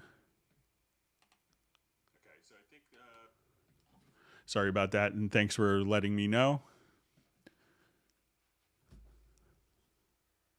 Okay, so let's move on. Okay, so we have a question. Greg, I will be upgrading to Cubase 11 Pro from Cubase 6.5. Am I up against any migration issues, projects, files, amp rack, user settings, or instruments? So those should all kind of migrate over, and your Cubase 6.5 will still run from your Cubase 11 license. So you'll still be able to run your, even after updating to 11, your Cubase 6.5 will work. So you're not, so your 6.5 will still be there. So you shouldn't have any problems. Okay. And all right. Thanks to everyone for letting me know my audio is out. I appreciate it. So.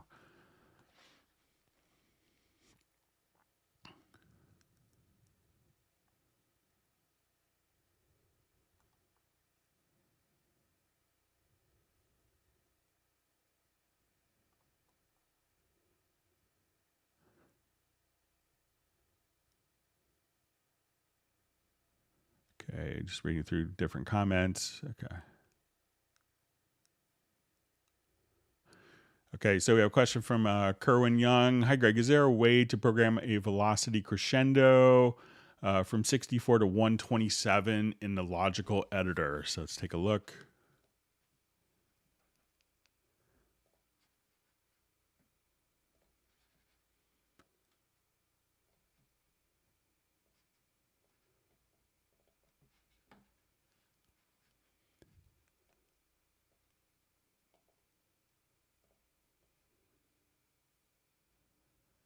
Okay, so just kind of...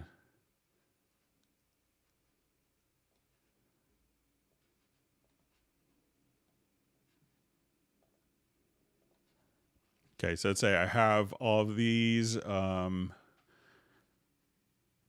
so there's a couple ways we could approach this. So let's take a look at the logical editor, because it's kind of what Kerwin wanted. So let's say I wanted to take... so let's say value 2.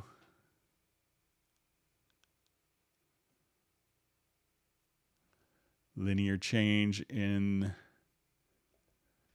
the loop change. So let's say 64 and 127. So let's say if I have this set up for...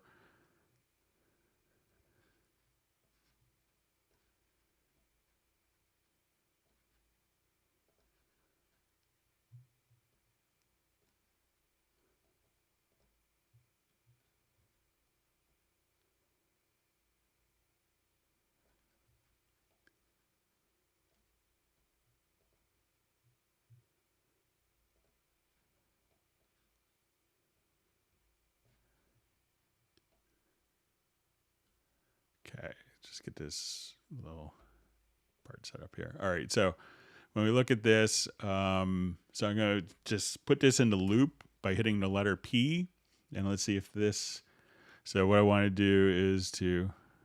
Yeah, so what we could do is just once we have that loop set around a part, and we could do that internally as well. So if I just wanted to select here and then hit the letter P, you could do that as well. But we just came over and said type is equal to note, and then we want to set the function to transform. We'll say value2 is and that's going to be the velocity, and operation is linear change in loop range, and then value1 is what you want at the for the very start and where you want it to end. So I put in 64 to 127. There's some other ways you could kind of do this as well. If they were all very similar, you could select all of the events here and tilt the velocity. So if you wanted to do something like that, you could do that quite easily as well, just kind of tilting the velocity curves just like so. But if you want to do it with the logical editor, as Kerwin had asked, just kind of come over here and set it up like so.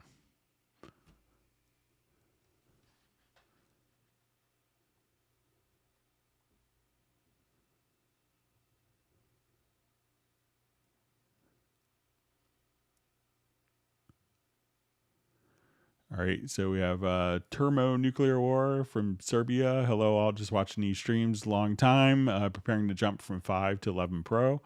So yeah, you'll love all the new capabilities and functions. So thanks for joining us on the live stream.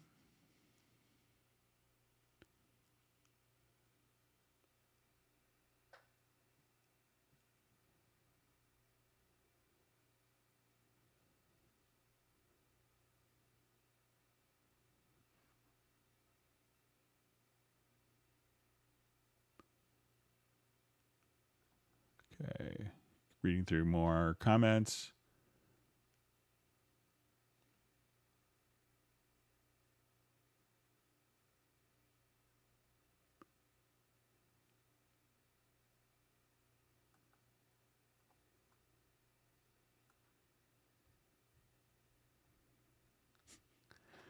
See that I got upgraded to drummer for the Gareth Michael Teams Pablo project, because Pablo is going to be touring with Toto. So that's good.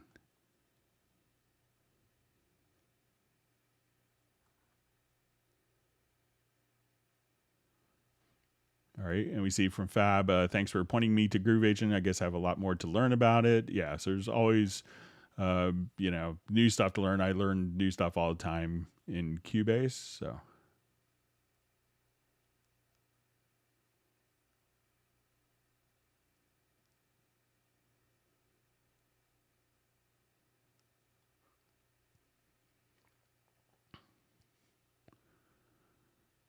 All right, so I just see from Fab, but my question was more about given, I guess it's with Groove Agent, given a song structure in the arranger, can it automatically compose a drum part without user intervention, just selecting a style, making it play a whole song? So it will, what it can do is you could just trigger in Groove Agent, you could trigger each individual part just from a MIDI note.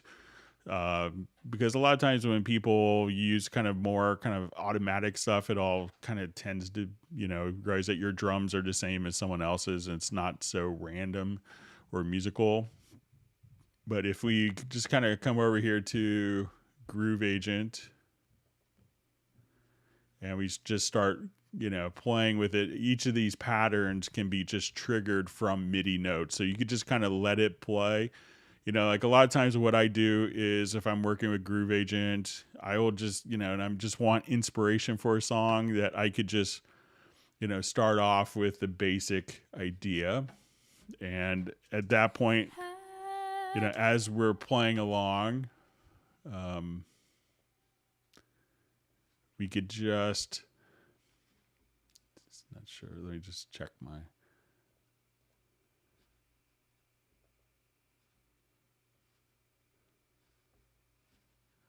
Student. How can I feel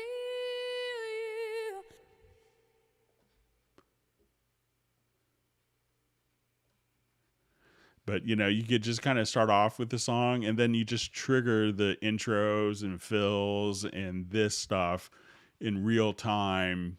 So it's not going to automatically do variations of a verse or chorus, but you could just kind of do those things and throw in a random fill and just trigger each of these patterns from a simple MIDI note message, so you could actually play the patterns without too much intervention.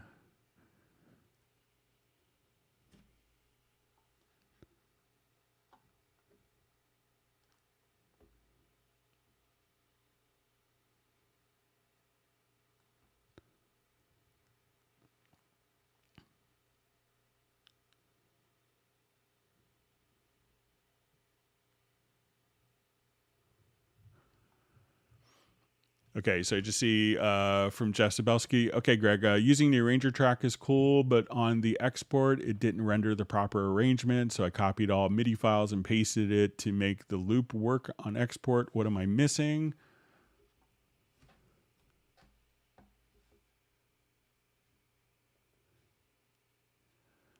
All right, so let me just see. I think I have a project we could show. So I think before exporting, what you're going to need to do is just to flatten the arrangement. So let's say if I have an arrangement here, and let me just. All at once, he kissed my face. The world was like a brand new place. Felt my fears all fly away. Don't it make you feel good? So let's say if I'm here and I activate the arranger track, and it's just now gonna play back in non-linear manner.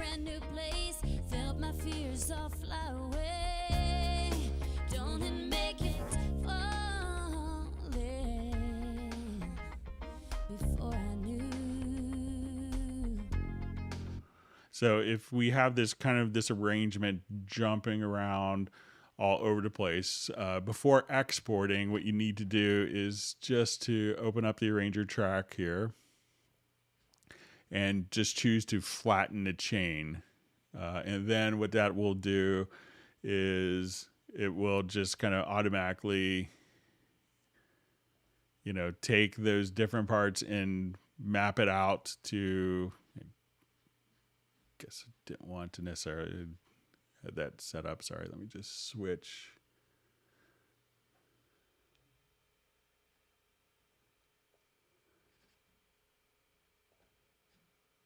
Sorry, didn't want that, but I come here. So, and what that'll do is that will, before rendering, just flatten the chain. And then at that point, this will just kind of copy all the parts out for you. So make sure that you actually do that. And it's just going to be, once you're here, just click on flatten chain. I guess I had a...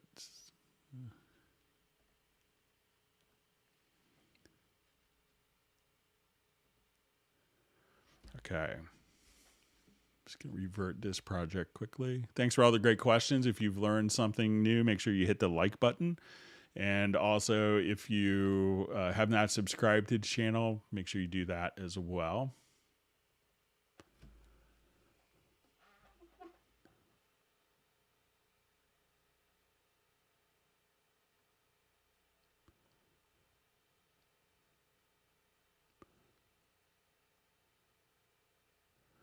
Okay, so I just see a question. Is this a learn session? So what we do with these Club Cubase live streams is we kind of have it set up where people ask questions and hopefully you learn something.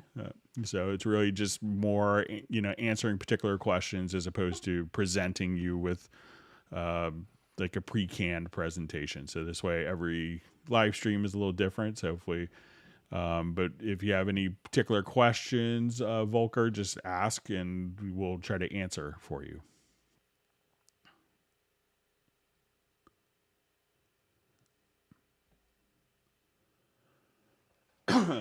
Excuse me. All right. So I see from Paul Claridge, every time I set up a template with all my folders and colors, then try to use the template for a new session, it crashes. If I just create a blank session, no problem. So if you probably it's going to be related to maybe a particular plugin, or maybe, it's the template that's being built is, kind of running dangerously on the edge of being out of memory. So what I would try to do, Paul, is just, take different tracks and, select a number of tracks and just kind of right click and try disabling tracks within your template before you start, and see if you have, like half of the tracks, if they're disabled. So again, you can just kind of right click and just say disable track. And this way they're kind of unloaded from memory. They're unloaded from hitting your CPU, and see if that kind of gives you more processor headroom to work with. And if it does, then, you could probably find a culprit.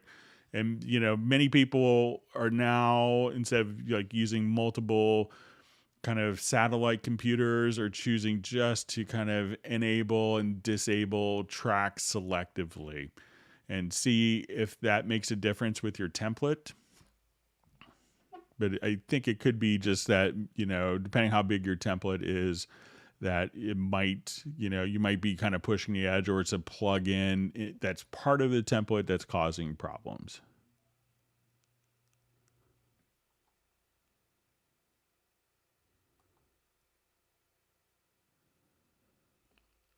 So question, should I buy the iPhone version of Cubase? Yeah, so that's going to be called Cubasis, and it's available for iOS and Android.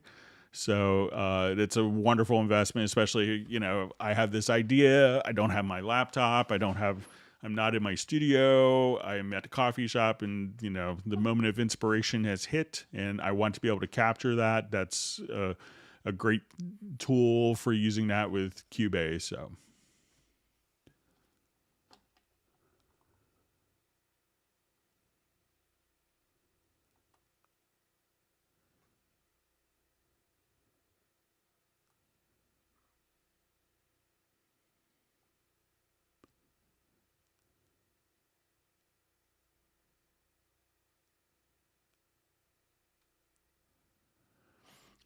So I see a question. I have a Cubase 11 Pro. Is there a large library to download from Steinberg if I add the Nuendo app? I have a library of 310 gigabytes already, not complaining.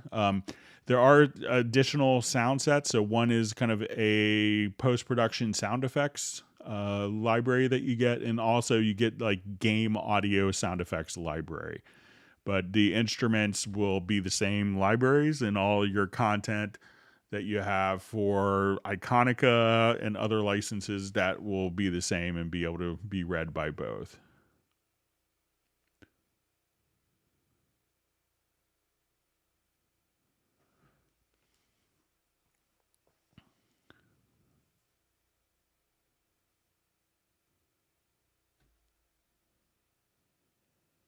Okay, so we have a question. While editing hit points, the option to select disable multiple hit points seems to appear, but the action itself never works that way.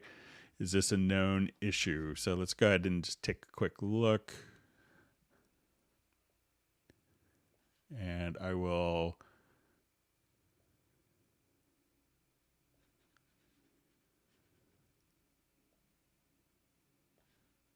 get to more transient.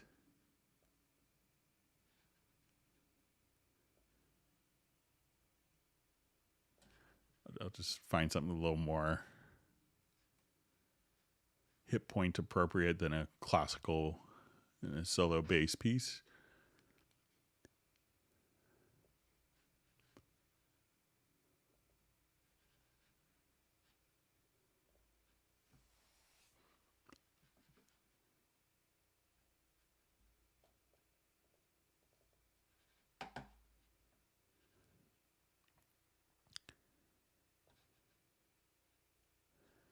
Okay, so let's say, if we want to,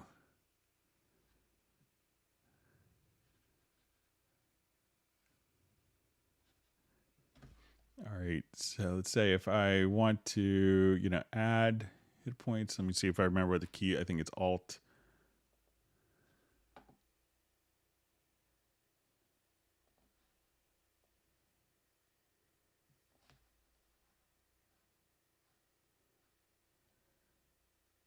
Okay, so let's say I want to remove all hit points. I could do that.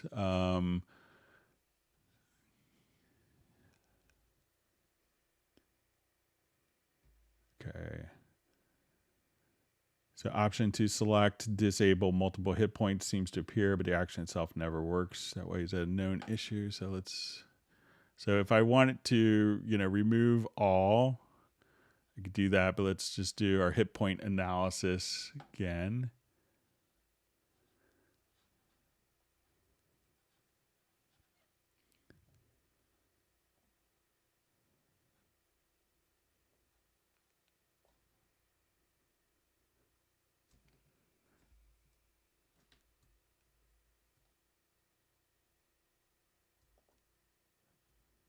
And see if it's trying to remember what the key command is.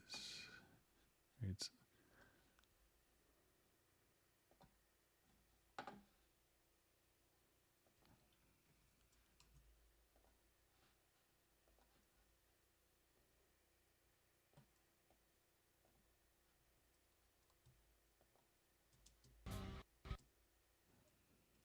see if I remember what the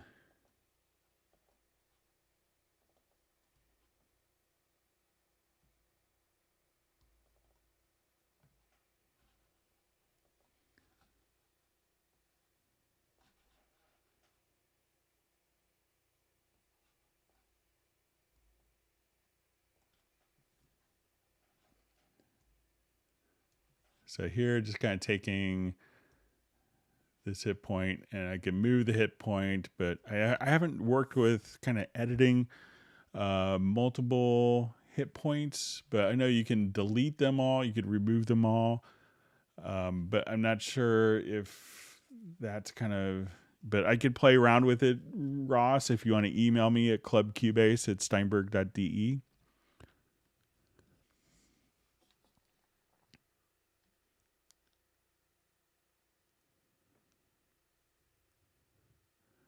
All right, so Faceless Production wants everyone to hit the like button.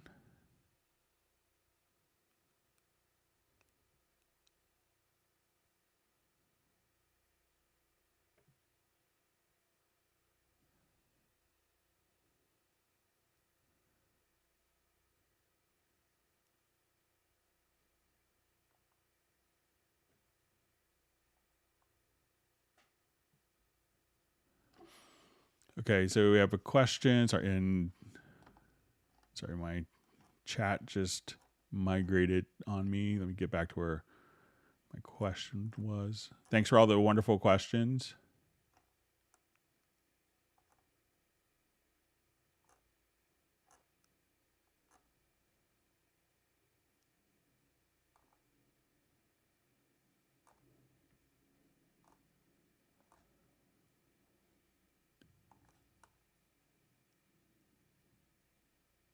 Okay, so question, how can I view my hardware inputs on the track inspector pane without having to create input buses? I can see the hardware inputs and create track dialog. All right, so let's come over here. Let's add. So if we add your audio track here, we could see all of your inputs. But, I think once we're defined here, we could just choose, you'll see your inputs directly here, and you could set those. So just from the very top part of the inspector, then you could see all of your inputs.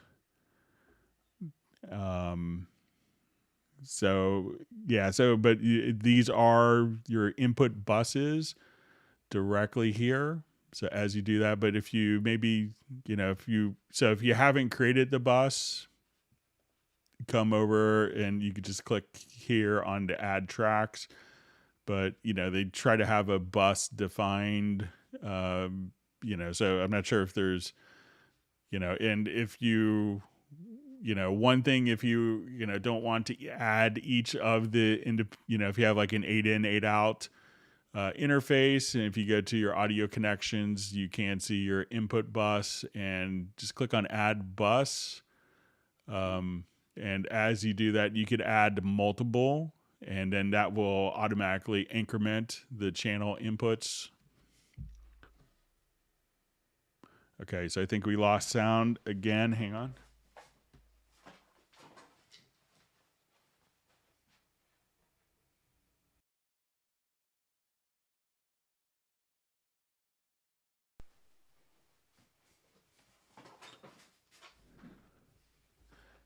Thanks for letting me know. I'm going to do a quick test again.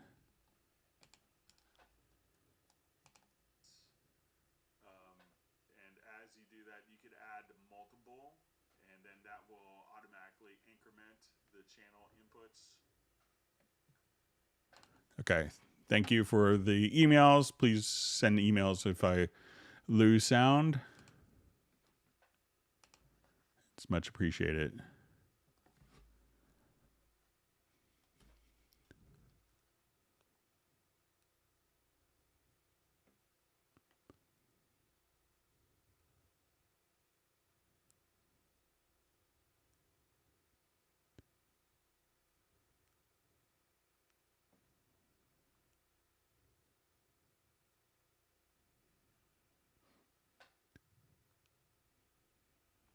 Okay, reading through.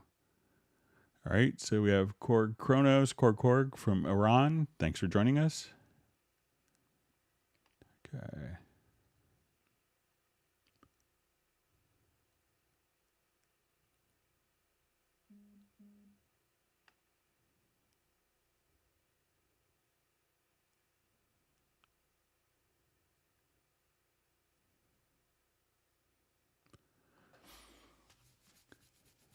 All right, so we have a question. Okay. If I want to keep Cubase 11 and Nuendo, I just have to buy Nuendo 11 for full price and both will work. Will I have a discount for Nuendo without discarding my Cubase? So I think that there are, so if you wanted both of them to run independently, you can do that. But at times there's upgrade, there's different promotions. So at times there's like an upgrade promotion. And sometimes, so there's different promotions throughout the year. So there's currently a Nuendo promotion going on. But, I think it's an upgrade from Cubase. So that would take away your Cubase license. But if you want to run Nuendo separately, you could just simply buy a separate license.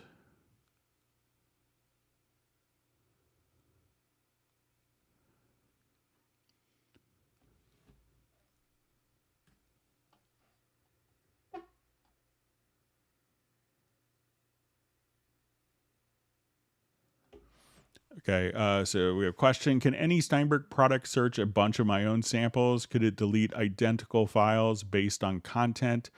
I'm considering the deep dive and convert my custom patches to Steinberg VSTI.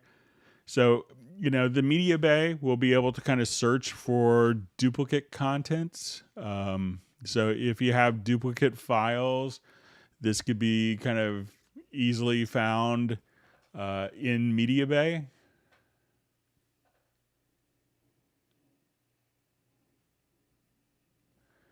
So as you just search, you can search here. So often what you may see if you do have duplicate files, so there isn't a way to automatically delete.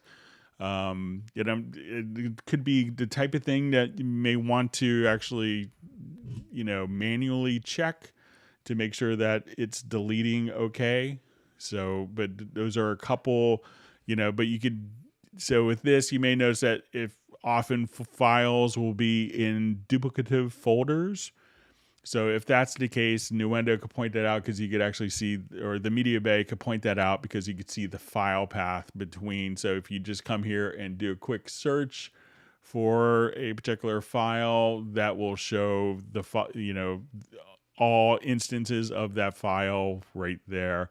But there isn't a way for it to automatically delete it based on content, but you could say, if you find that it's going to be, okay, this is a duplicate folder, you could then delete that folder, have Media Bay not read the folder, or have your computer not access or delete it from your, Finder or Explorer.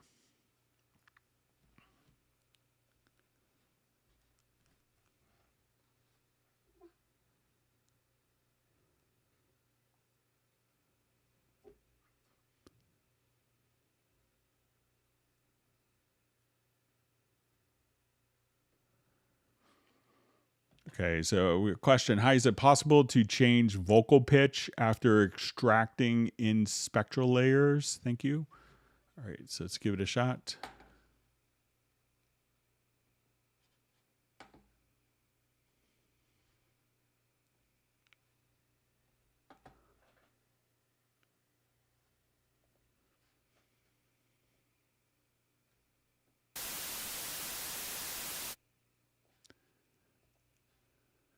All right.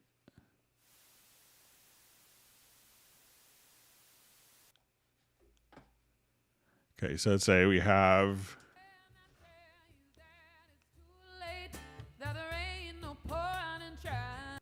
All right, so let's say I wanted to extract the voice from this, so I'll go to my audio menu, to extensions, to spectral layers.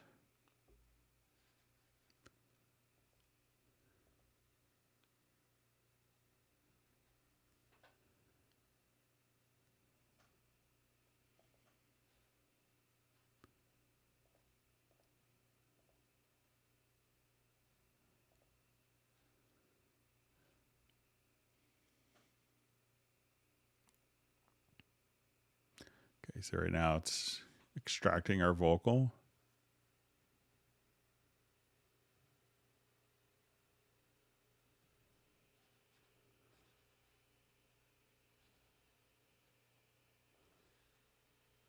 Okay, so I'm just going to drag it to our file here.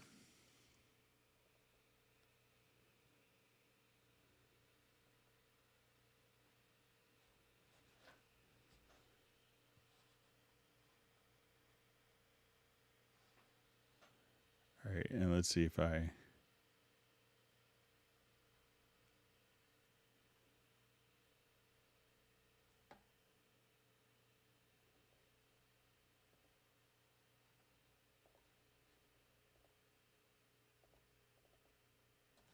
Okay, so now I removed the extension, and if I wanted to come directly into Very Audio,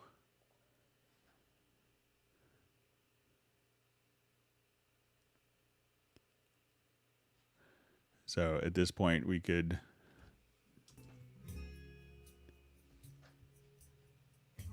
But all the reasons I left you behind, I just have to remember. I don't care about you. So yeah, you could do that definitely, and then just so you might have to just when you select it, just in the sample editor here, you might have to just go to the extension and just remove the extension, and then you could treat it like a normal audio file. So give that a shot.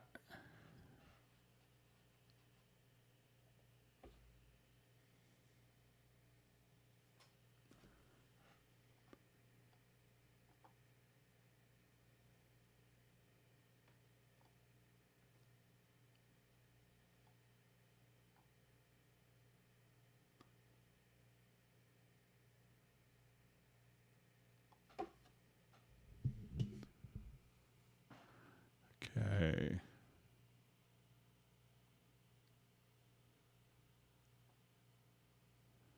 Okay, reading through comments.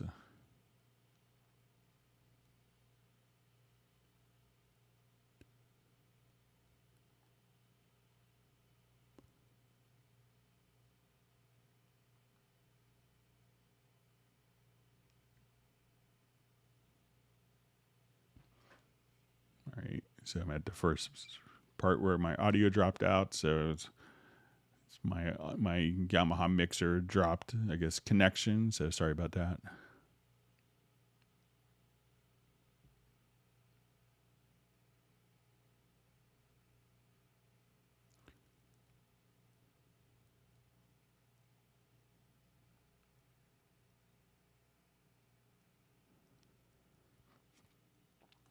So just see a question. Does anyone know what Mac Greg is using? I'm jealous how smooth it is. So I'm just running an i9 with 32 gigs of RAM. So I'll just go ahead and show this just so you can see it. So it's the 2018. So it's 2.9 gigahertz, 32 gigs of RAM. That's the one that the company was nice enough to provide for me. Nice folks at Yamaha Corporation of America.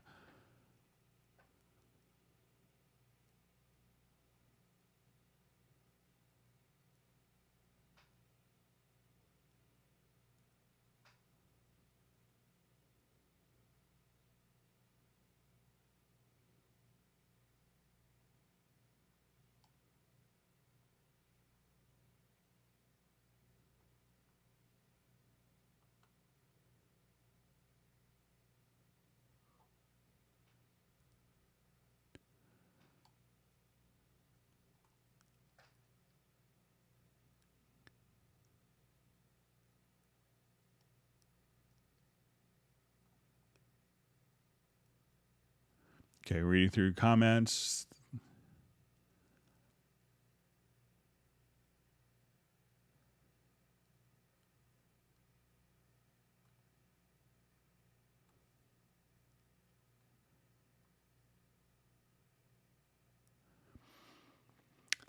So I just see, can I upgrade from my Cubase 9 LE elements to Cubase 11 LE elements for free? Periodically, what they'll do is like a $10 upgrade or something like that, a discounted upgrade for the elements version. So, but currently it's kind of whatever version you get with your piece of hardware is what you have the license for.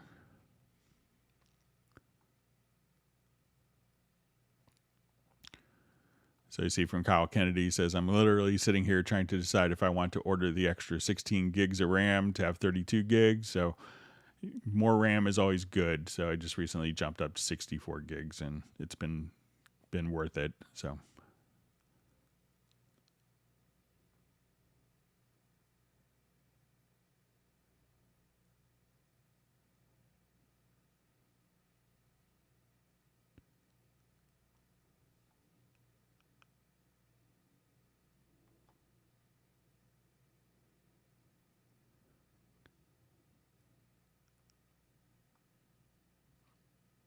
okay, reading through comments.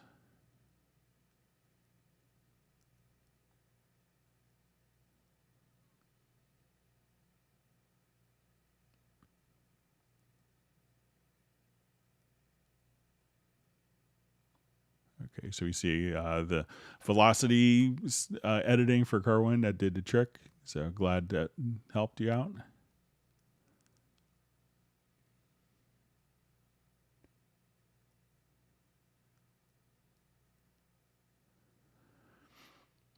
Okay, so I just see repeat question, audio stopped. In Nuendo 11, when I select or highlight an audio part, it doesn't seem to turn darker like it does in Cubase. Is there an adjustment in a preferences I can make? So I didn't see any, my audio may have stopped. So, but I'll pass that along to the team. To see if they can make it more obvious or if they could make it into a preference so that when a part is selected, it's more obvious to the user. So, and I think maybe we may have missed Uno's questions. But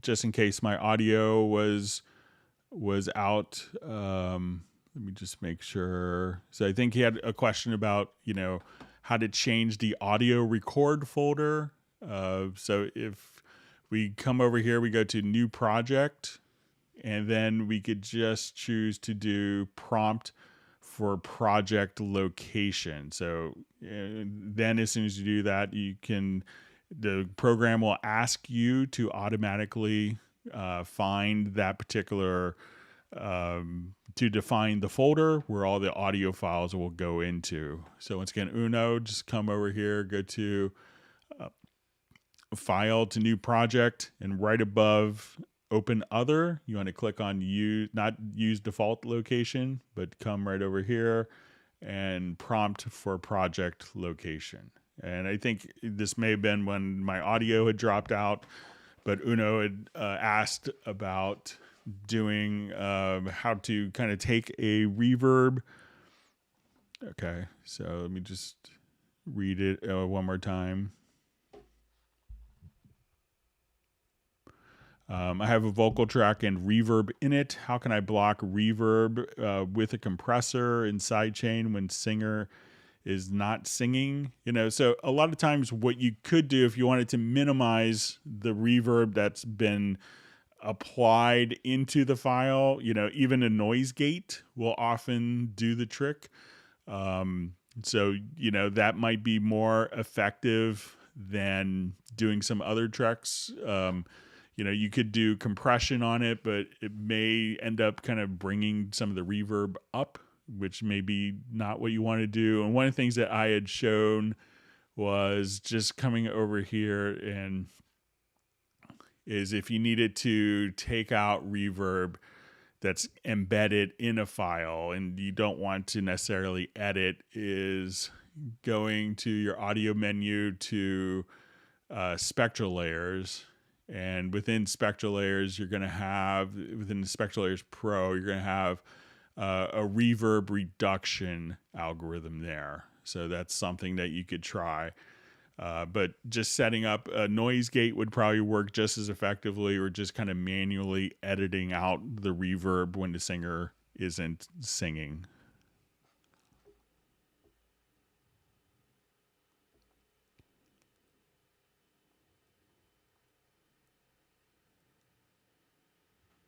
And if I missed your question or while it was while my audio went out, I apologize for that.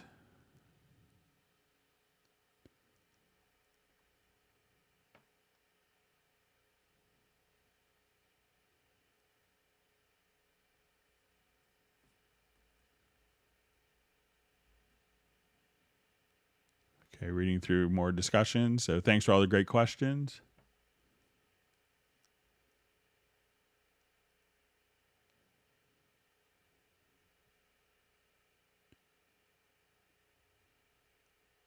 All right, so we see Sable Winters just added Cubase 3 for your Android. Congratulations. Have fun.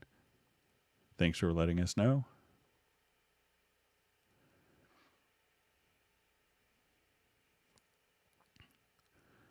All right, so we have a question. Hey, Greg, is there a way I can export or explode the hi-hat patterns that I create using Groove Agent 5 note repeater into a MIDI track?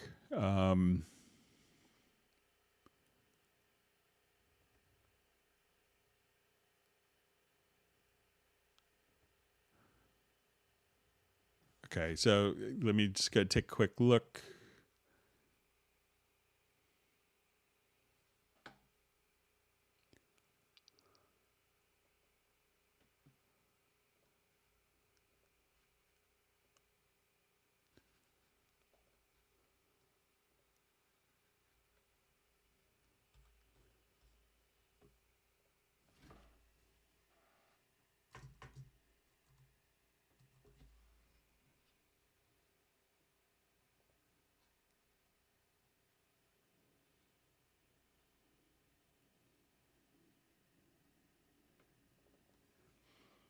Okay, so let's say this is probably dealing with note repeat capability. So let me just come over here if you're not familiar with it. Move my phone off my MIDI keyboard here real quick. Okay, so we'll go to the Perform tab here. Let's activate it. Okay, so what we want to do is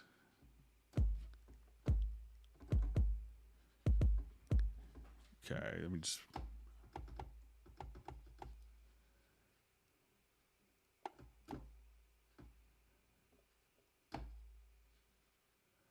okay, so I'm gonna just have to probably change my MIDI controller here. It's not quite set up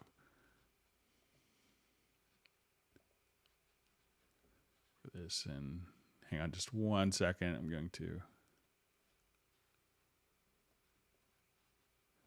just open up spectral layers one more time.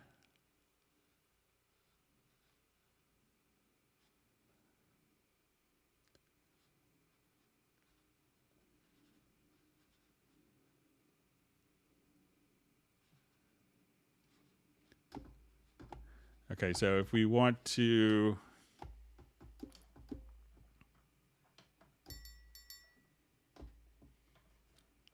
get the right octave set up.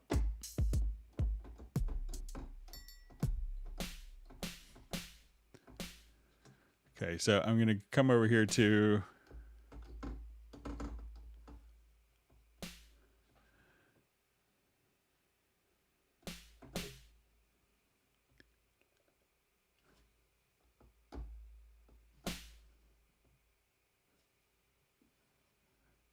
and I'm just going to reprogram some of these.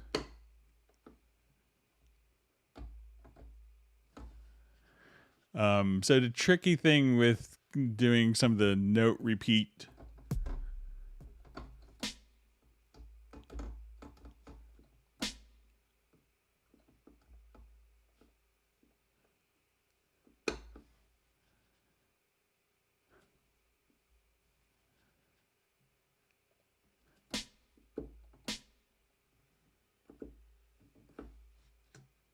is setting, because we could record the MIDI back into Cubase, but it has to be, but what it's actually doing is it's just taking the particular, so we have the all MIDI inputs and we could record it back in, but it has to be kind of set as from the Groove Agent MIDI port.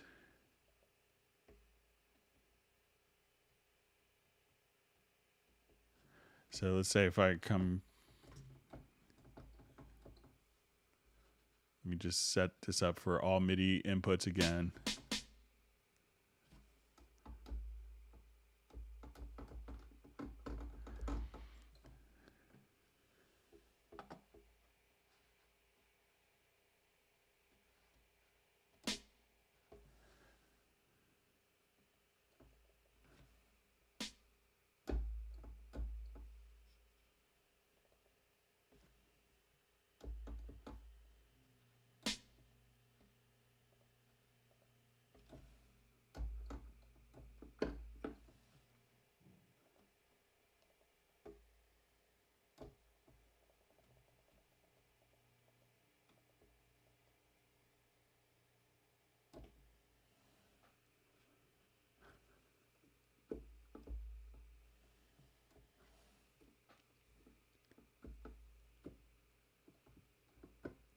So often you could trigger the note repeat. Sorry, my MIDI controller just isn't cooperating with this. So you could trigger the note repeat, and then let's see if you have the note repeat. Let's say we have this set up. If it doesn't drag over. But each of these you could then, so the tricky part is if you could have it play back and have it automated, but you would have to, if you wanted to record it into the part, you'd have to set the input from Groove Agent.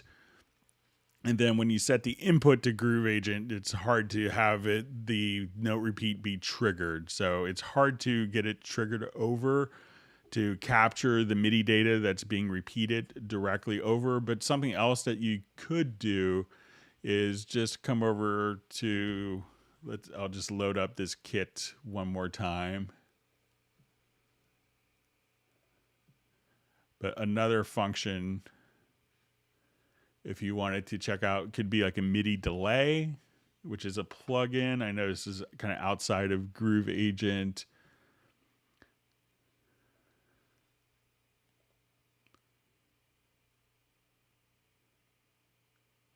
The MIDI echo.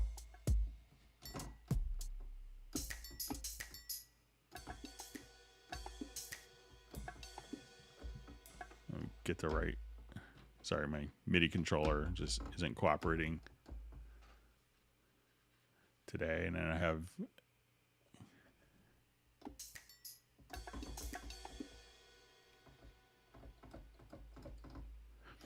so if I'll see if I could get it my controller set up for Tuesday's live stream, and we could show that again. So sorry about that.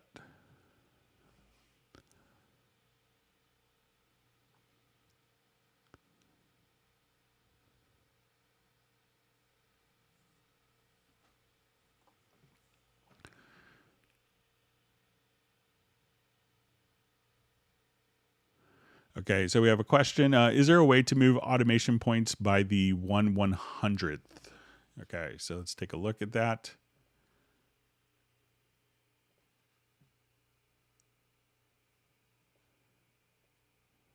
Okay, so let's say,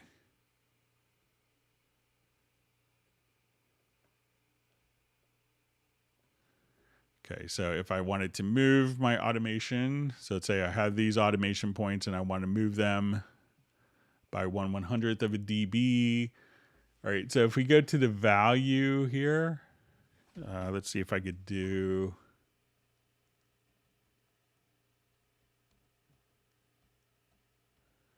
looks like it moves it to 7/100th, but if we go to the project logical editor, and this doesn't do it by dB, but you could get it to be pretty accurate. We could say we want to take a media type that's equal to automation, and then we want to trim, and you could say, okay, multiply by 1.001, something like that. So now we could take our automation here,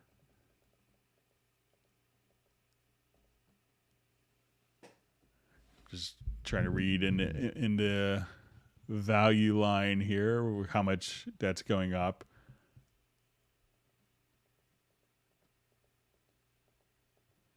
But that's about 1/100th of a dB. So you could say media type is equal to automation, trim, and you can multiply by, and I did 1.001, or you could also do divide by 1.001. And that will, it's not exactly 1/100th of a dB, but it's, I think, you're probably not going to really notice a 1/100th of a dB change, but what you could do is this will, just move the automation in very small increment values. So you could do that.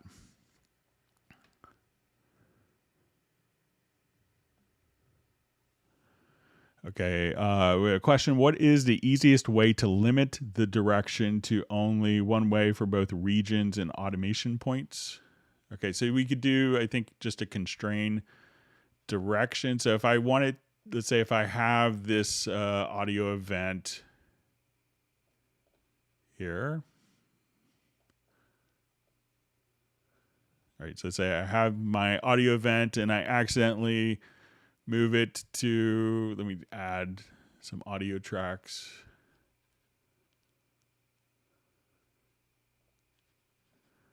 So if I move it here, I move it in time. But if I hold down, if I move it while holding down the control or command key, depending on the direction that you move it first. So let me just make sure it's so I'm going to start to move it up. And now I can only move it. So holding down control or command will do a constrain direction.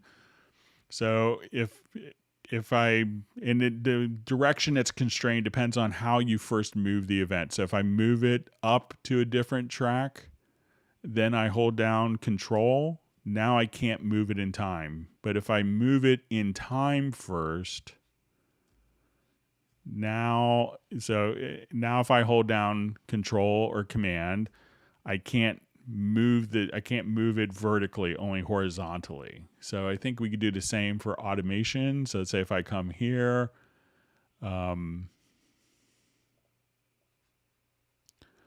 if I just select those points, you could do this. But also with the automation, you could just adjust the points here, and then you could have the events, the automation automatically move with the events. I think if this is enabled and checked from the edit menu.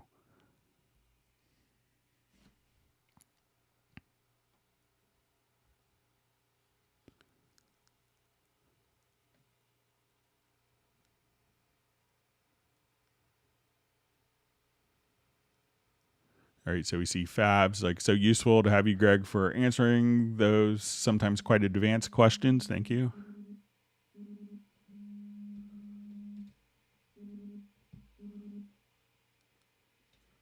Hang on just 1 second.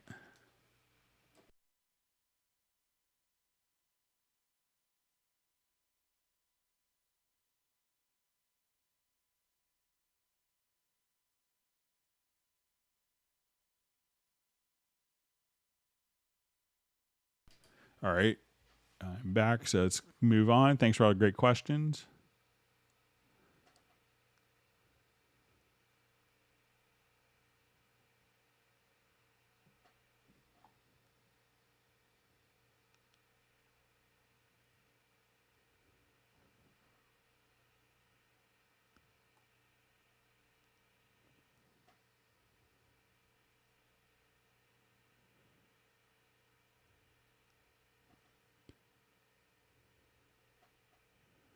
Okay, reading through comments. Thanks for all the great discussions.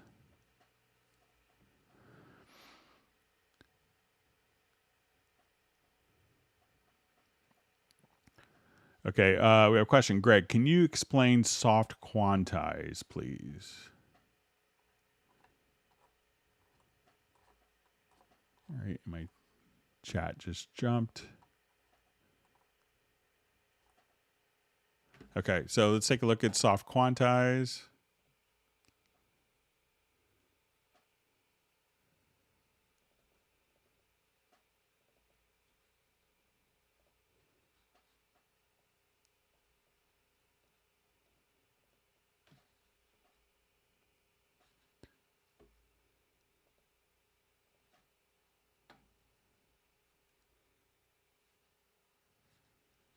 Okay, so I'm just going to put in some.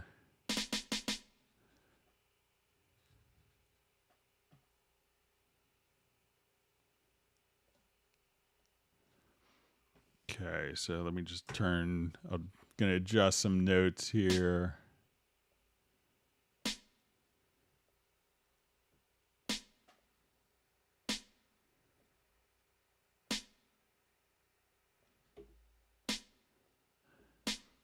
Okay, so what soft quantize is basically a percentage-based quantized value. So if we kind of blow this up,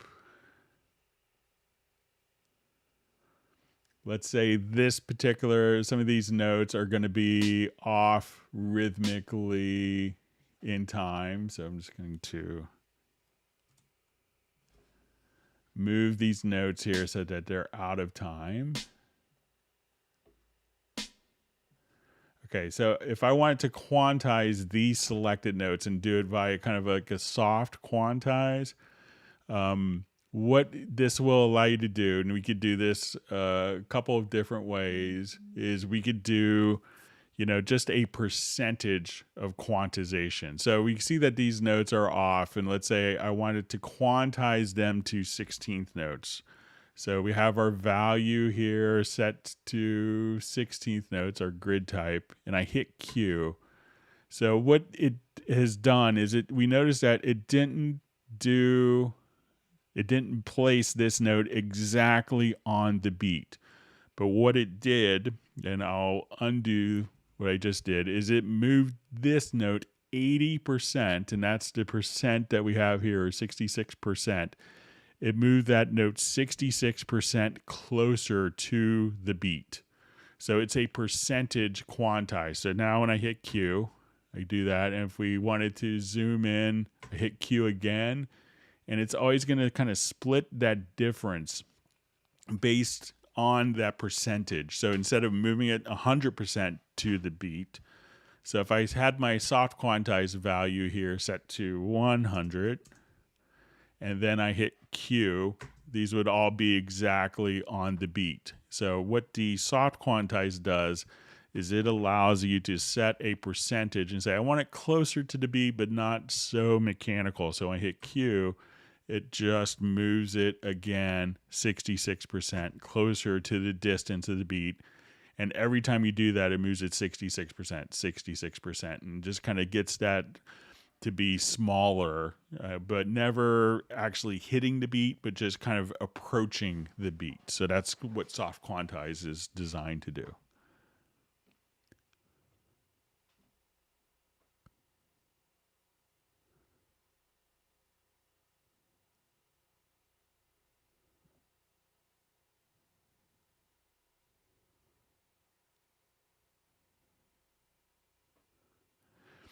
Okay.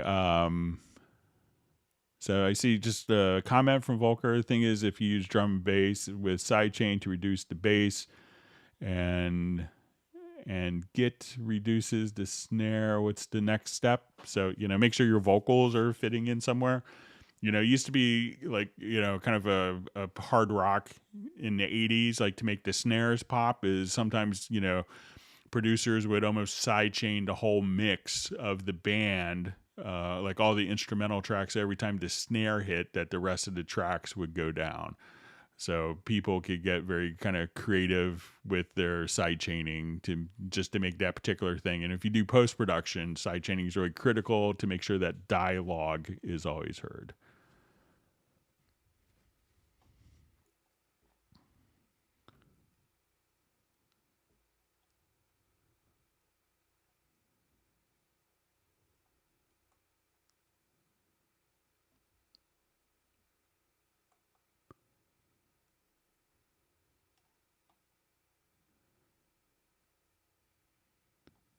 So you see people that using the library manager to transfer all content to a secondary drive.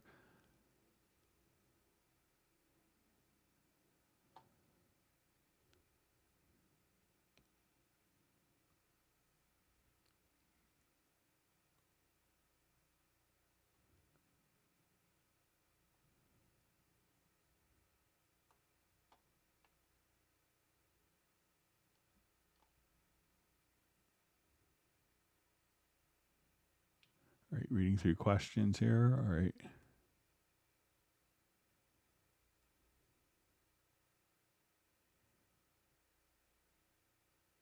All right, so we have Wasted Gamers checking in from Netherlands.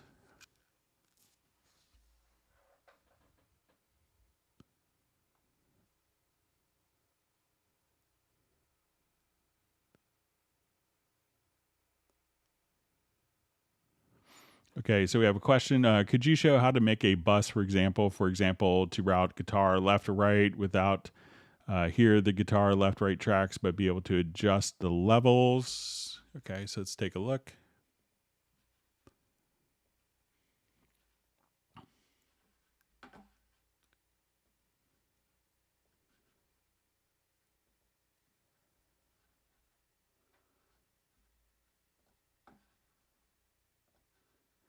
Okay, so in this project, I have left and right guitar parts. So let's go ahead and... So if I wanted to create a bus for these, there's a couple of ways to do it. So one is if I wanted to control the guitar levels, one way is you could just do a quick Q link and adjust both the guitars like that. We could also just link guitars so that now as you adjust one, the other will automatically adjust. If you didn't want to do that, you could also just have the track selected, right click and just say add group channel to selected channels. And here we give it a name.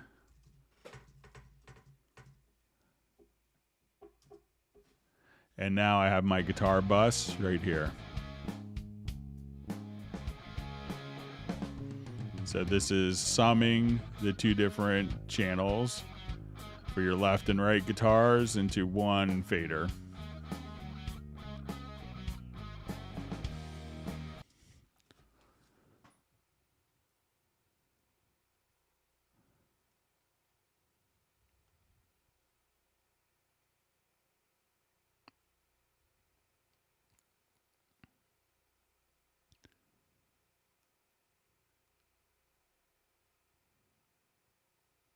All right.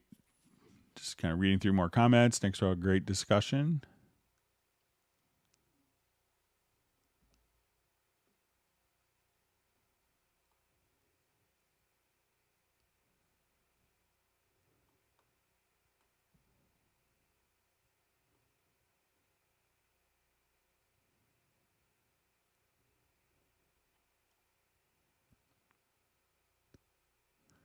All right, so just see a great comment from Fab. Love the control room concept. Needs to learn more from it, but it's already set up in my Workspace ONE Recall screen set. So yeah, control room is very powerful.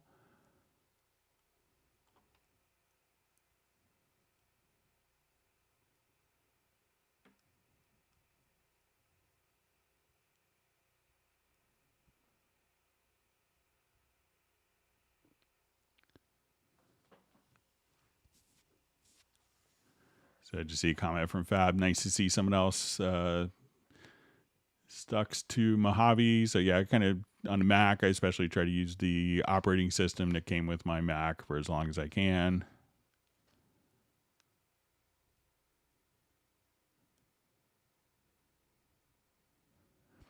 All right, so we see someone has a fresh copy of Elements coming. That's great.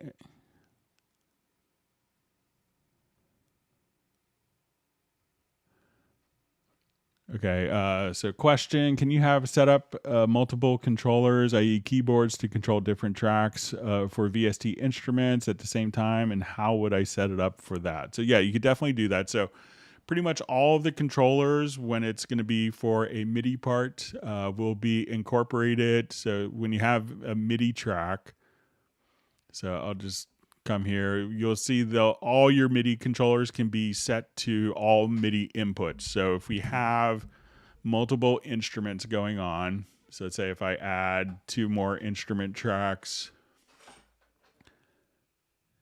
I'll just add some retro logs.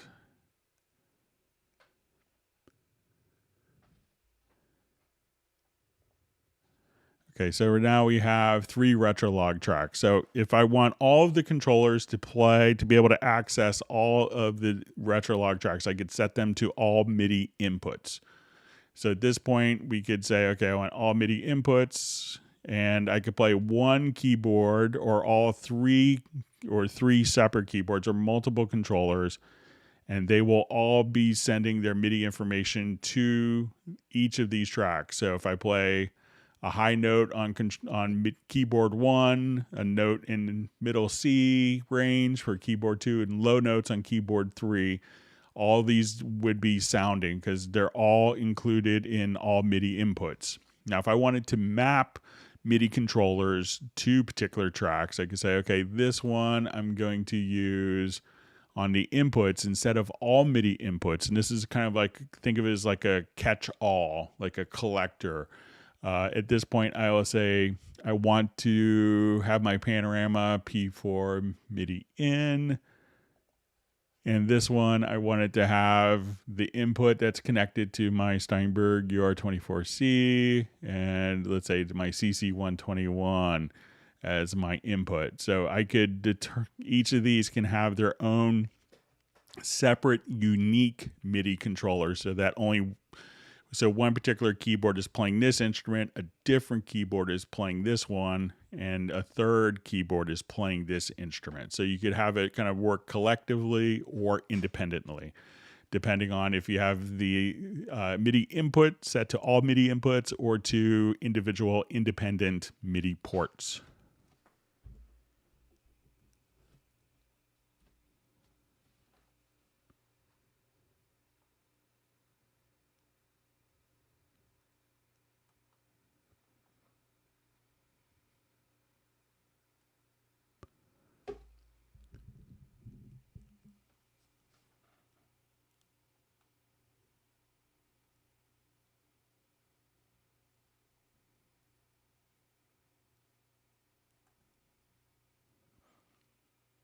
Okay, so lots of discussion on different PC configurations that people have done, so it's great.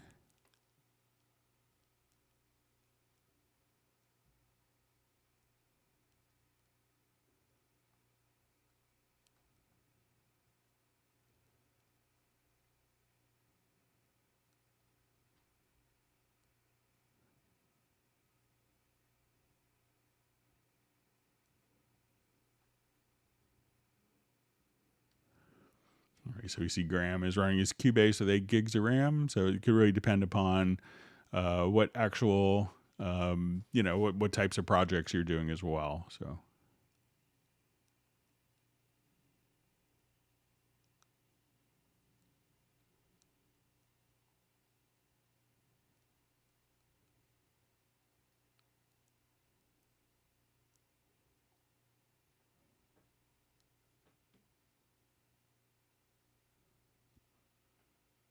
All right, reading through more comments.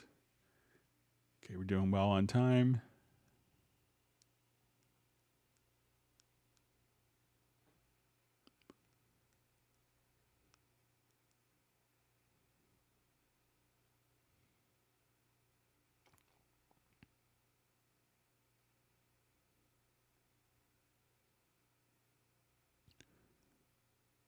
Okay, lots of great discussion.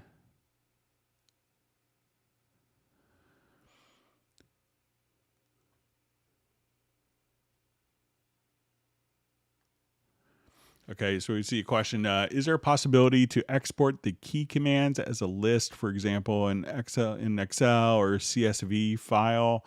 So currently there isn't a way to kind of, the key commands can be, exported to migrate between between different computers. So if you wanted to just simply save these, and it may so if you wanted to just come right over here and save the key commands that you want, but I don't know of a way to do it. I could see where most of the time you're not going to do anything with the key commands in Excel, or for working on, the key commands are primarily going to be just, I know that there's other purposes maybe of organizing, and if you're doing, documentation, that it could be helpful, but most of the key commands don't do much good outside of Cubase. So that's why it's kind of set up where you can just import and export the files directly into Cubase.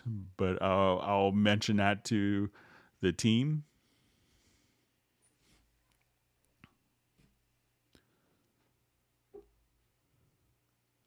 All right, wonderful to see Chase Bethia. So yeah, with Nuendo, you get game sound library. So glad to see you on the live stream.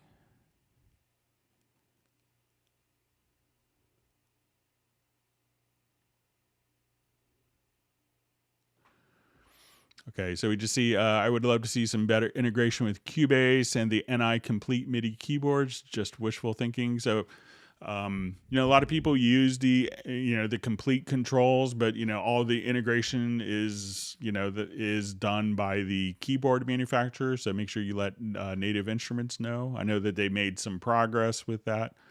Originally, as intended, only worked with complete. So, but a lot of people were, I think, upset about that. So they've changed. But I know that they've done, more work on it over the years. But you could definitely, we don't have access to like the insides and the control aspects of their controllers, and they do. So.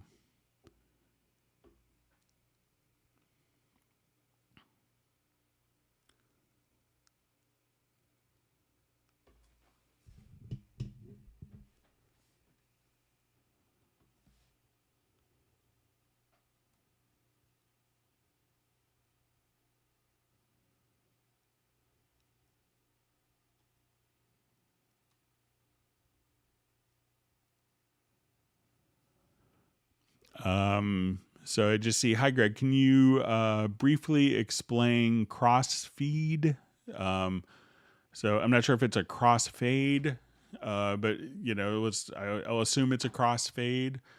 So, what a crossfade is going to allow you to do is just to have an edit. So let's say if we had an edit in let's say this bass part here, we'll probably be able to hear it in.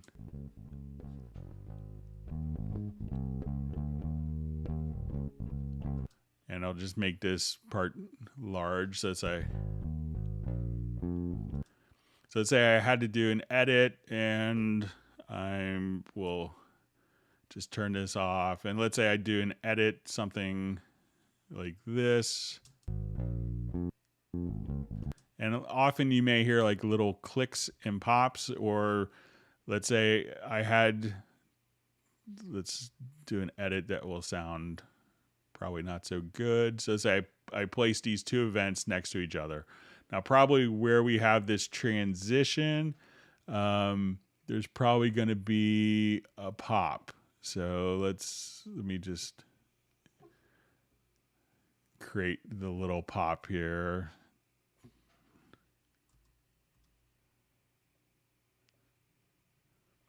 Okay, so let's say at this point when we do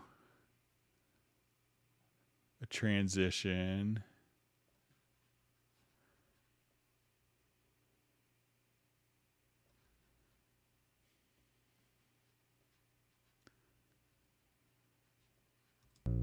Let me see if I get it just a little more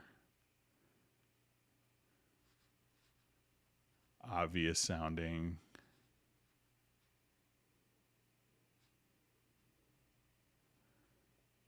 Okay, so often when we have just a little bit of the audio when it starts,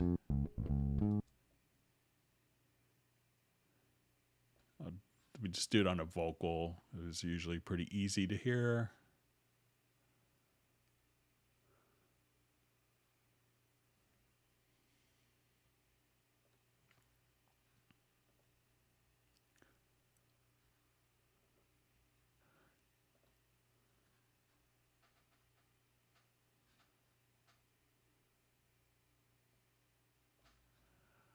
Okay, so it's sorry about that. All right, let me just turn my control room down here. So,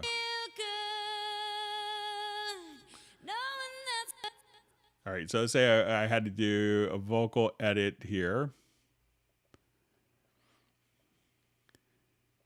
and I'm just going to turn off my snap.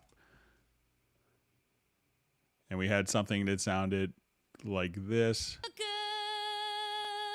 And you hear that little pop.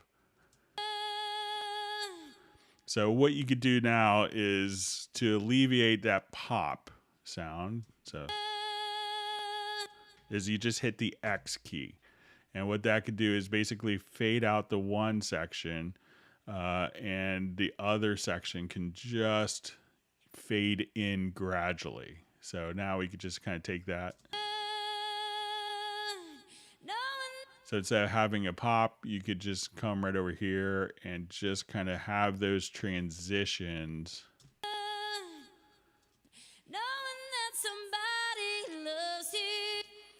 So at that point, you know, when you do have like an awkward edit that someone maybe just didn't have or get to do something. So say, you know, even though they're right next to each other, listen to it.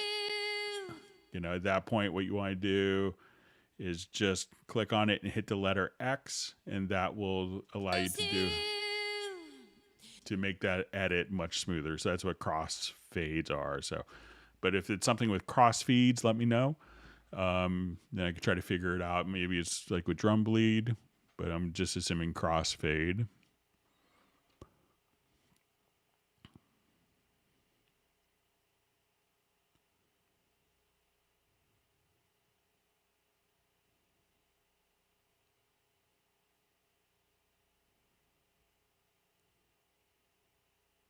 So see a comment from Marvel Jam. It says, I was thinking Yamaha's missing an opportunity to build a keyboard/pad controller with 100% Cubase integration similar to Control. So I'm sure that Native Instruments is happy that Yamaha hasn't done that. So.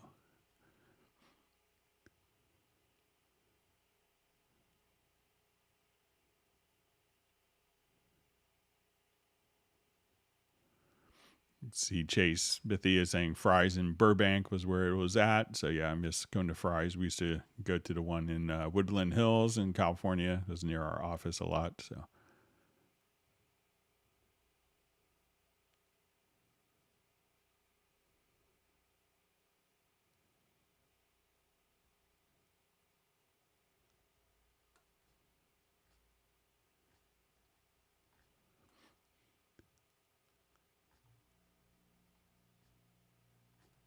All right, just reading through comments. Thanks for all the great questions.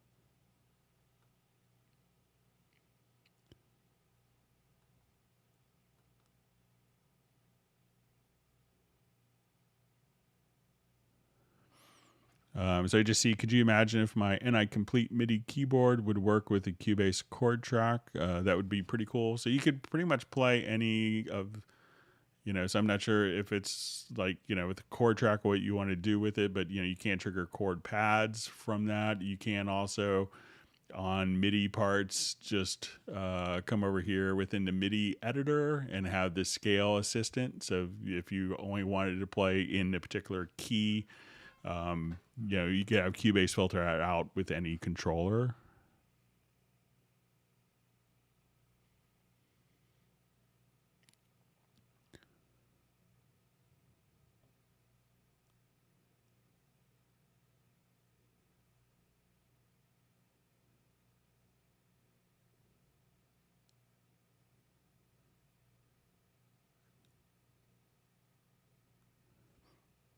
Okay, that's a great discussion.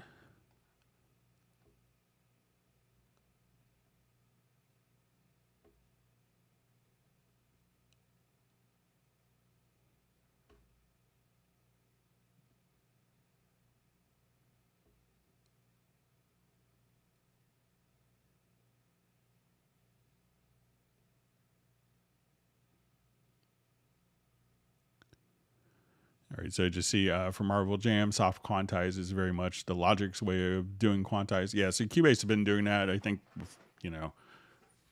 probably 30 years or so. So it's probably well before other programs were created.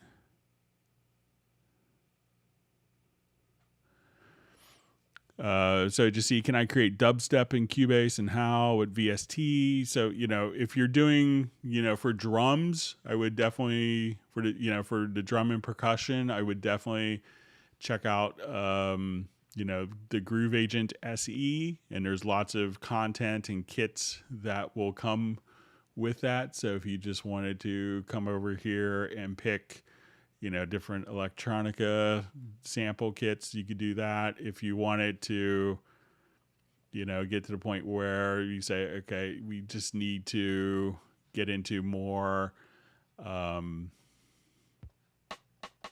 like more synth sounds, at that point, I would recommend when you go to add an instrument track that you check out Retrolog, and that's kind of a virtual analog synth that is kind of a beast and can kind of do any analog synth type stuff. Retrolog can handle quite easily. But yeah, you could do just about any genre very effectively in Cubase without having to worry about if you have the right tool. It doesn't really predispose you or limit you to particular styles of music. Just anything kind of creative you could do in Cubase very, very effectively.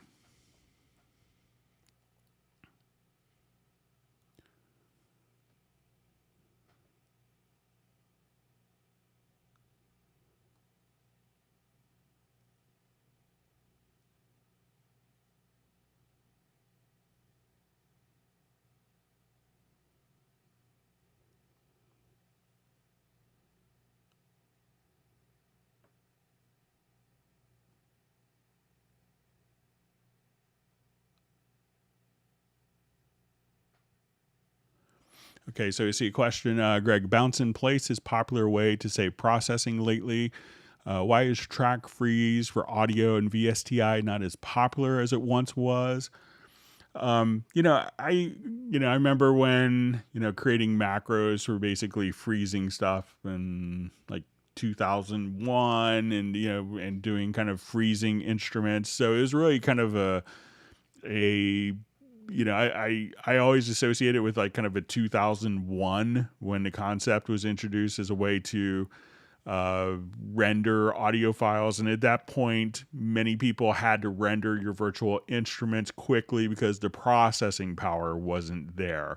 So people froze instruments constantly just because their CPU couldn't handle so many real-time instruments. As CPUs have grown, significantly in capability, the ability, the necessity for freezing tracks probably isn't as big or isn't as relevant. And I think once we start to get into rendering in place, that, we could render in place multiple files, we could render in place with different processing. So, I want inserts, I want sends, I want the master effects.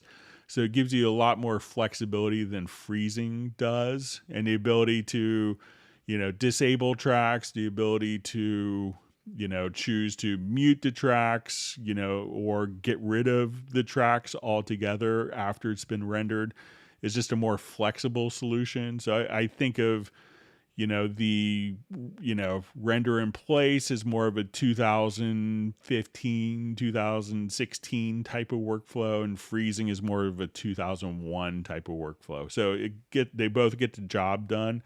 But I think for what people need to go back and change kind of the typical production perspectives and workflow of what people do, that render in place makes more sense.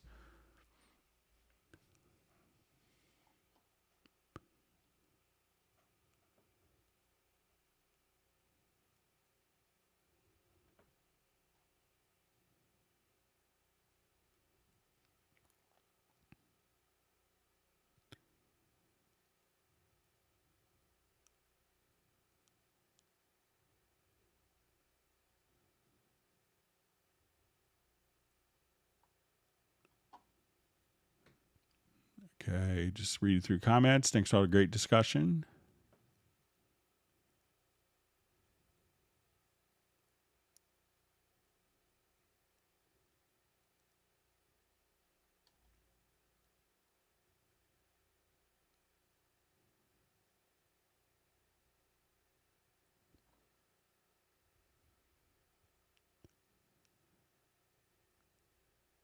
Okay, kind of reading through more comments. So.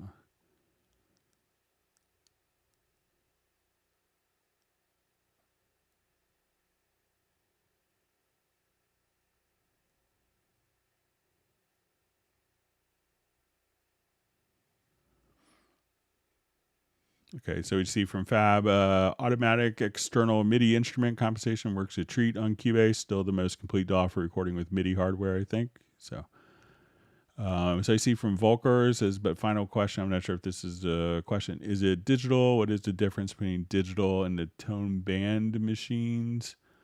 I'm not familiar with, I'm not sure if it's like a comment in jest or not, but I'm not familiar with what the ton band machines are. But if you want me to, if you want me to answer, Volker, if you could ask again, that'd be great. I see, sorry for my English, but maybe if there's, yeah, so I see Michael Pierce is asking if it's tape machines.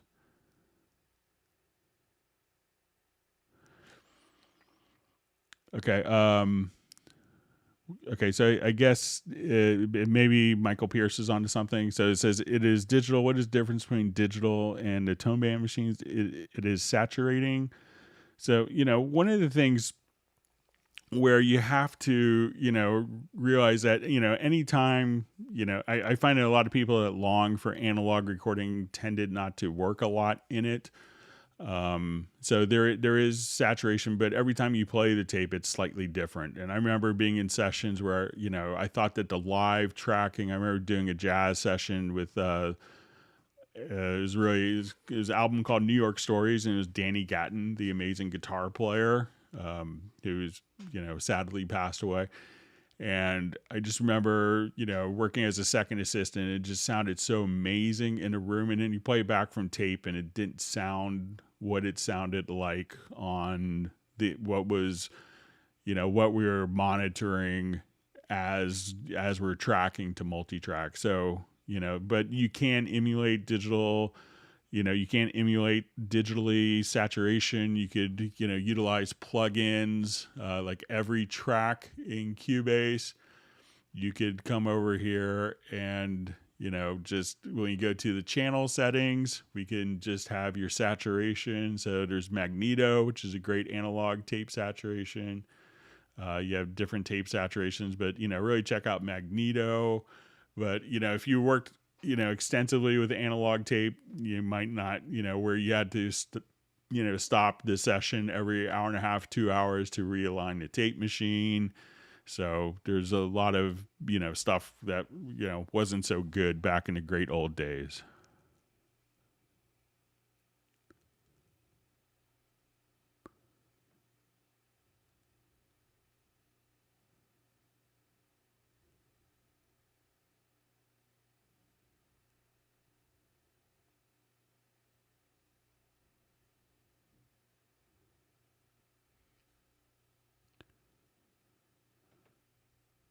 Okay, so I see Terry Dean is kind of mentioning crossfeed bleeds some of the left channel into the right and vice versa, so it'll sound more natural on your headphones. That makes it sound like you're hearing all this sound through both ears instead of left and right, left, right, right. So thanks for the clarification, Terry. So there isn't a crossfeed setting. I know some plugins that do kind of headphone virtualization may have that, but there isn't anything in Cubase that does that. So thanks, Terry, for the clarification.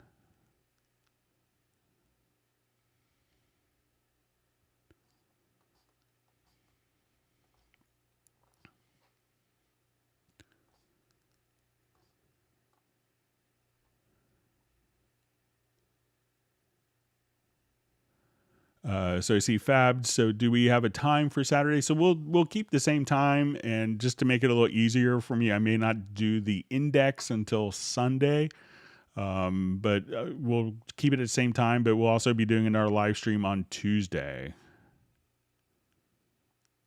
So we do these usually on Tuesdays and Fridays, but it's the last day of school for my son, and have kind of a big celebration kind of thing.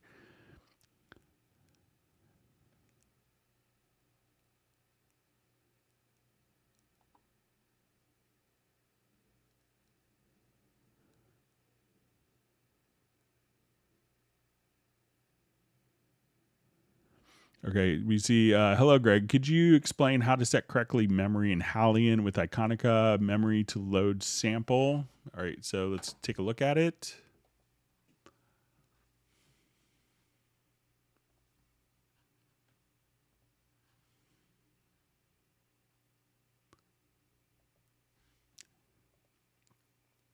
And this could really depend upon, how much memory you have in your system. So when we come over here, let's say if we, so Hallian, when you're using large samples like Iconica, it'll load up the initial, part of the sample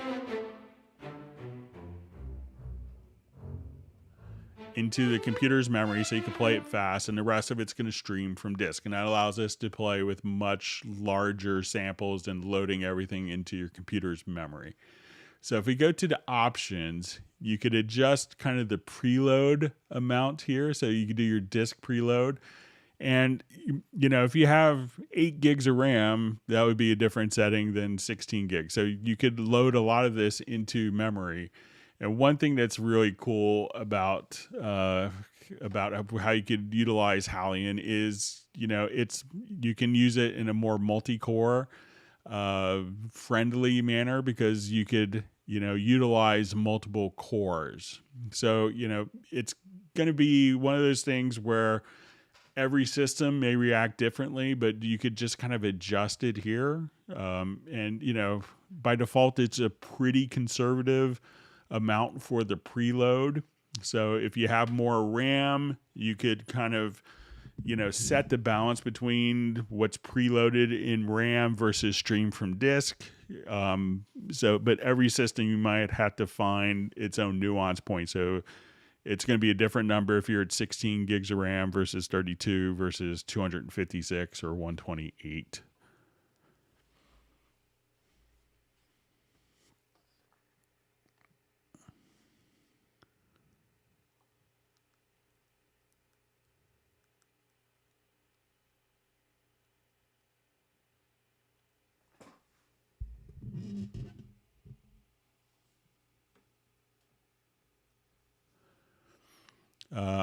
So you see, there used to be a getting started manual that was just the basic necessities. That was very beneficial for me. Does Steinberg release any getting started manuals? If you go to the, Steinberg documentation, there's, I think part of the main documentation is kind of a getting started section. So, but, all the information is available, to download. And, it's also set up where you could have kind of more of a traditional manual and PDF form, or kind of more of a Google search friendly format. It's often kind of the same information, but how you find it could be a little different. Some people would want to, print out a book or read it on their Kindle, and some people just like, how do I do this? And Google it, and it'll come up with kind of more of a oriented answer for your questions as well.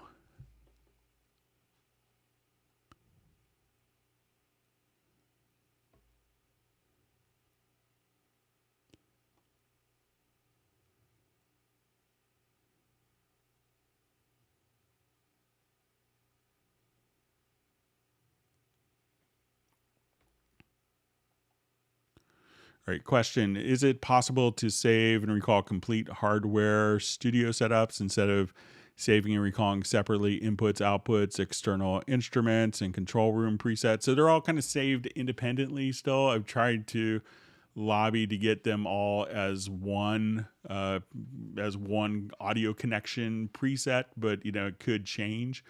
But each of these would be, so you have individual presets for ins, outs, and we could also, for your control room and for the external effects and instruments, we could just save these as favorites, so that if we have different outboard gear, different instruments that share the same IO, we could just recall those as favorites. So it's very similar.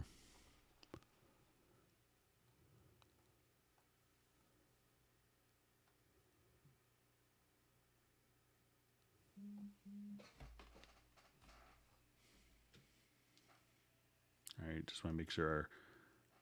Just saw an email come in. Okay, so I think we're okay. Just want to make sure my audio didn't go out again.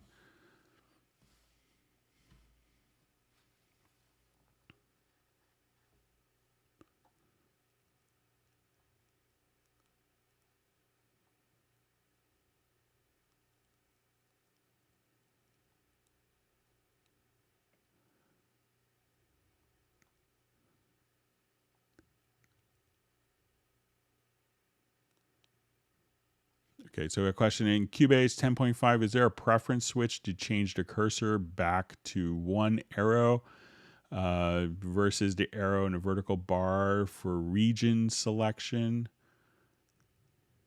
Okay, so I think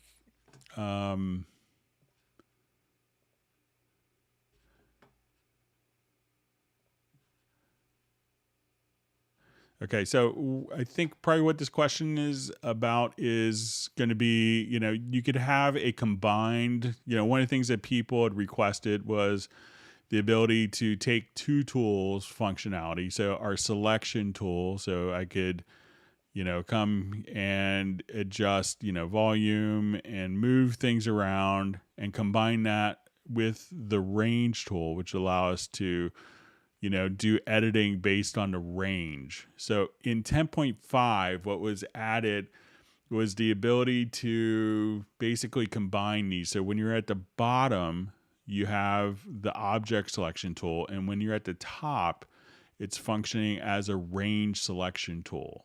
So so if you're not aware of that and wonder why the behavior has changed, and why is the cursor different, and it's doing stuff I'm not anticipating, you could just still treat these as two separate entities by clicking just to the left of the object selection tool. And now when I hit number 2 on my computer keyboard or switch, I could go to the range tool, and when I hit 1, I go to the object selection tool. So if you don't want those to be working in a combined way, just come over here and just click right here, so that just to the left of the object selection tool, it's not kind of this orangish color.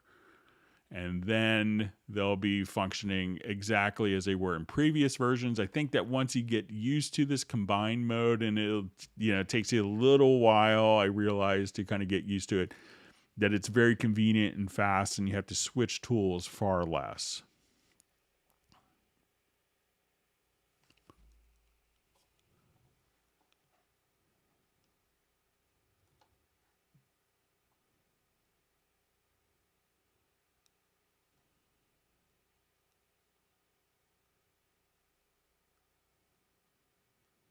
So I see a comment from Kai when Franklin. Yes, CPUs have grown, but the price grows too. They render in place. So, I think, if you talk to people that have been doing, computer components, you realize that the price points are often the same, but, as time goes on, the faster components go down to a lesser price point, and you have, so it's kind of, if you actually watch it, you see that, it's like, people want to buy something at this price point, and later in time you get a faster processor at that price point. Like, a year later you get a faster price processor, but so a lot of times it's going to be based on price points and what they're delivering for that price point, what they've been able to manufacture based on their R&D. But yeah, the good ones, if you bought an old computer, from 30 years ago, you wouldn't think that the new ones are expensive.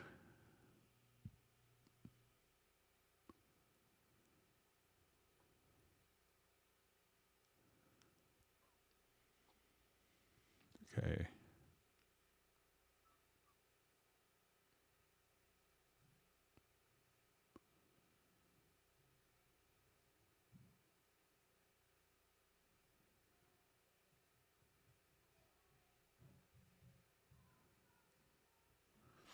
Okay, so you see, how can you import audio from a video source? So if you wanted to, you could go to File, and you'll see Import Audio from Video File. So you could do that. But as you go to import, let's say a new project here.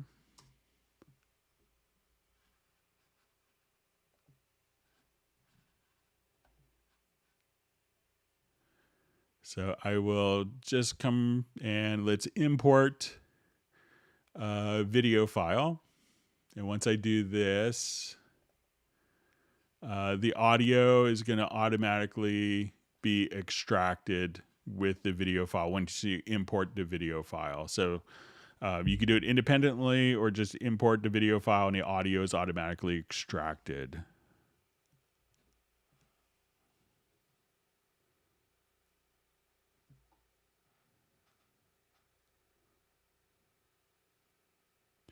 All right, so we have Matic Wave or Matic Wave.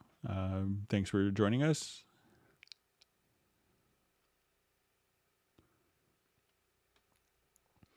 See, Jeff Sabelsky has an emulator too that still works. So.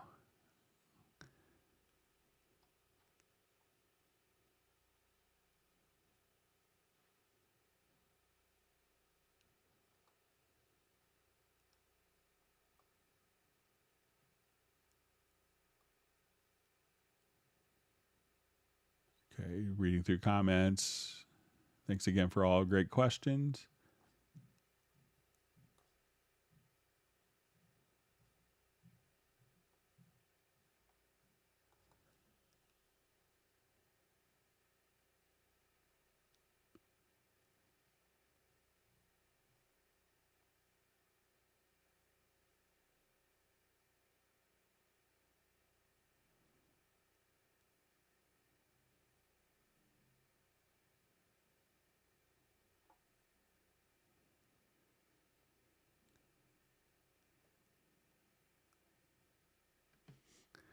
I see from Marvel Jam, just a comment, Greg splicing multi-track sucked as well. So yeah.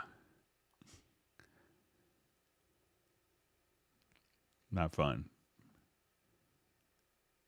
Yeah, I remember getting into a discussion with Les Paul and his assistant who said that they're always faster at editing multi-track tapes. And then I was editing in Cubase and like, oh, that's pretty fast, isn't it? So I'm like, yeah.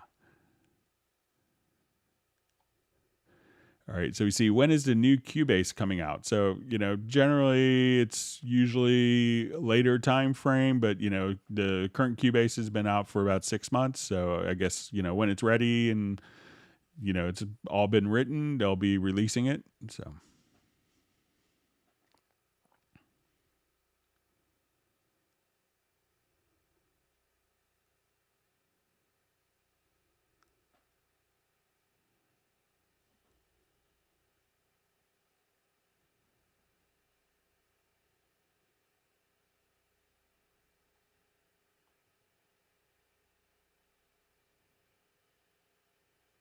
Okay, reading through comments.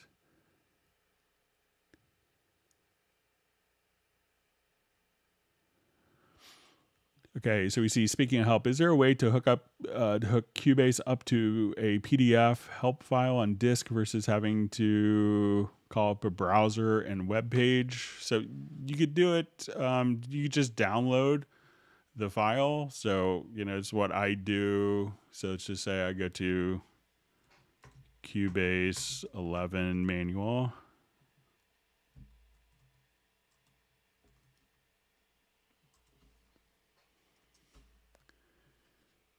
So say I go to Cubase 11 documentation.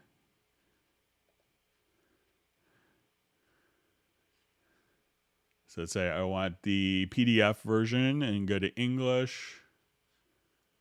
And often, depending on your web browser, this may launch directly into your web browser, but you could download it as well. So it's kind of downloading it into the web browser.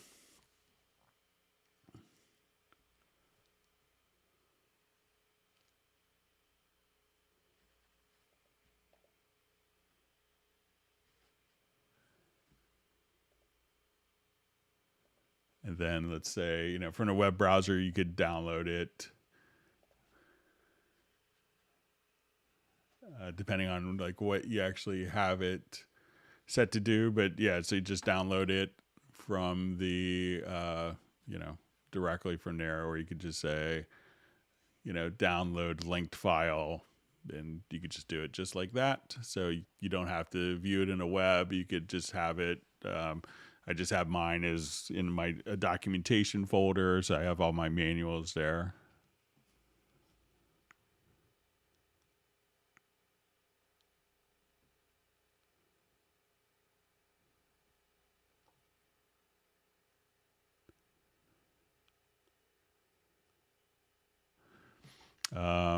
So let's see, tell a stupidest way to get a great sound. Some of the easiest things to get a great sound is making sure, if you're recording people, there's a lot of psychology going on as a recording engineer or producer.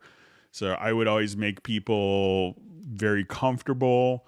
I had a friend that was doing guitar solos and he was having a hard time and his head space was wrong. So I made him actually stand on one foot while he played the guitar solo, and he was so worried that he would fall over that he played an amazing solo and didn't realize it. But for mixing, it's just a lot of experience, make a lot of mistakes, listen to a lot of material. I think a lot of people use way more processing gear than is necessary, just because you have access to having a compressor in every single channel.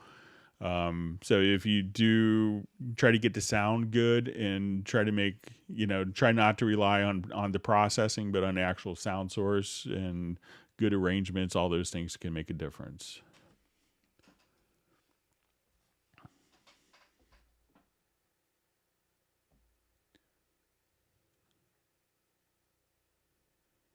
So I see Michael Teens knows where he has where some CS80s are. So I know some composers. If any of your friends are selling CS80s, I have some composers that would probably be very interested in it. All right.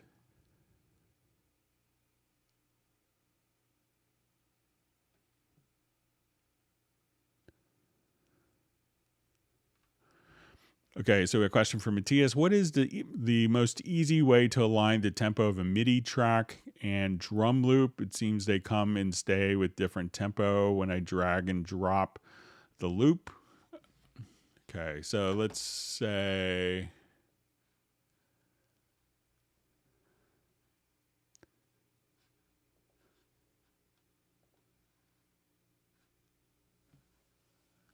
All right, so I think I might have like something that has MIDI changing tempos here.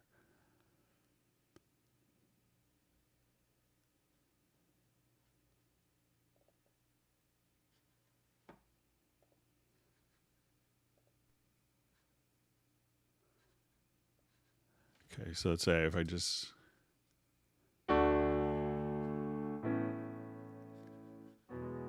So if I put this on, it's not really following to the click.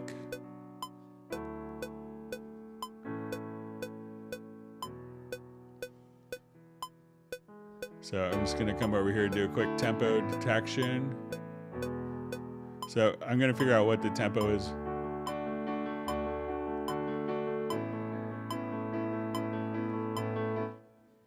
So let's say I just wanted to come here.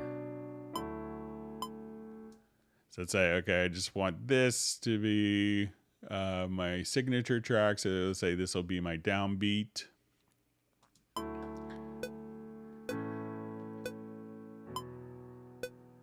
So let's say, okay, now let's find like a drum loop. So I'll just come over here.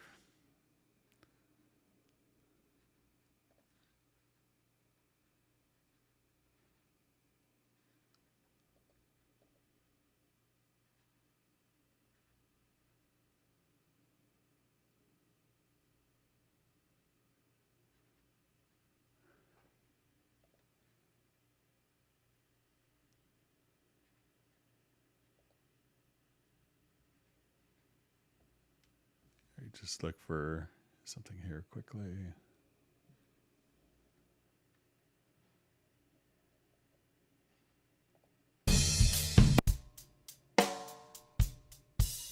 Okay, so let's say I just want to drop this in. So, and once we have, I just kind of drop this onto the beat. And if this isn't in musical mode, it's going to sound like.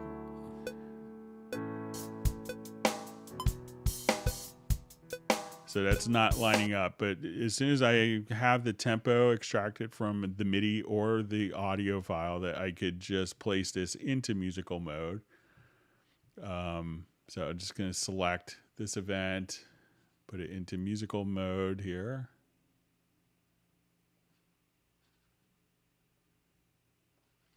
And just.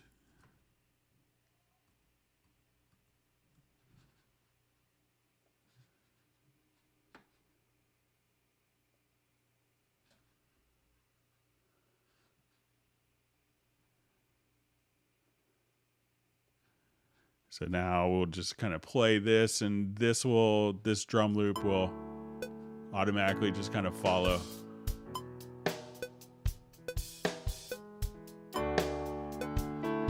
But just.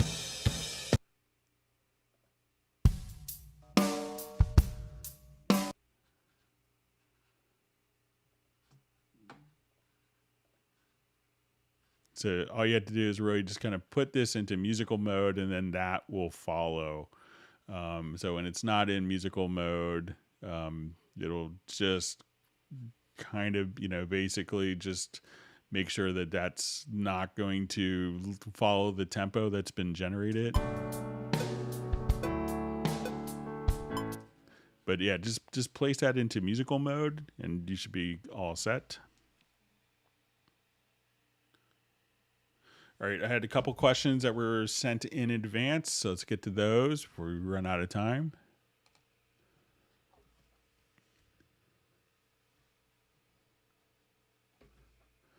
Okay, so I think we covered these already.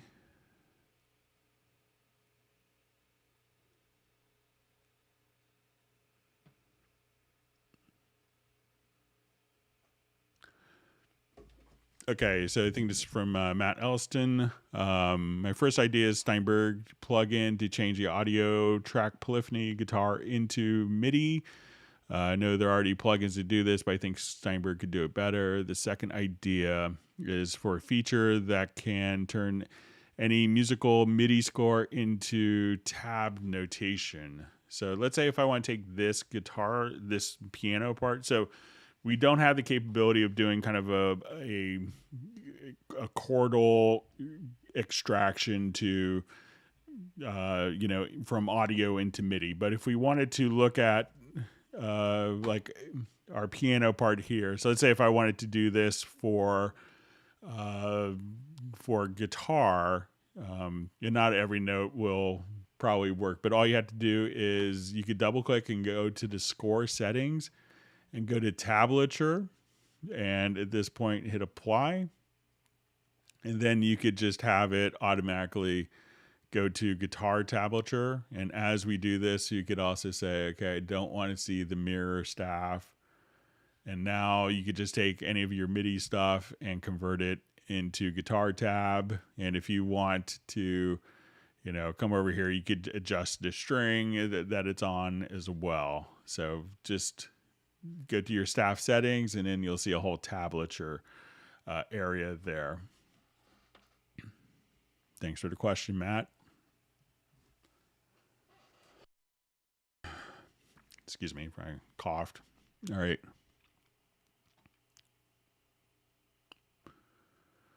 Okay, so it's from Greg McCarty, I believe, in Portland. I can't get my cursor to return to start when hitting stop. I've watched your video on this very subject many times and have set up my preferences as you demonstrated, but to no avail.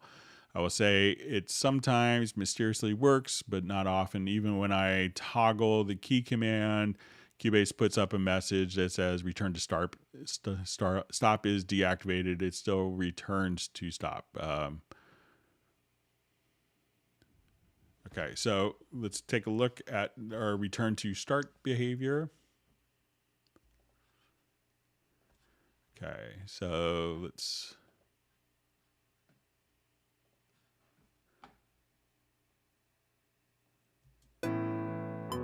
Okay, so there is a preference that we could adjust, as Greg mentioned. So we'll take a look at this. We'll go to preferences, to transport, and there's a return to start position on stop. So now when I play,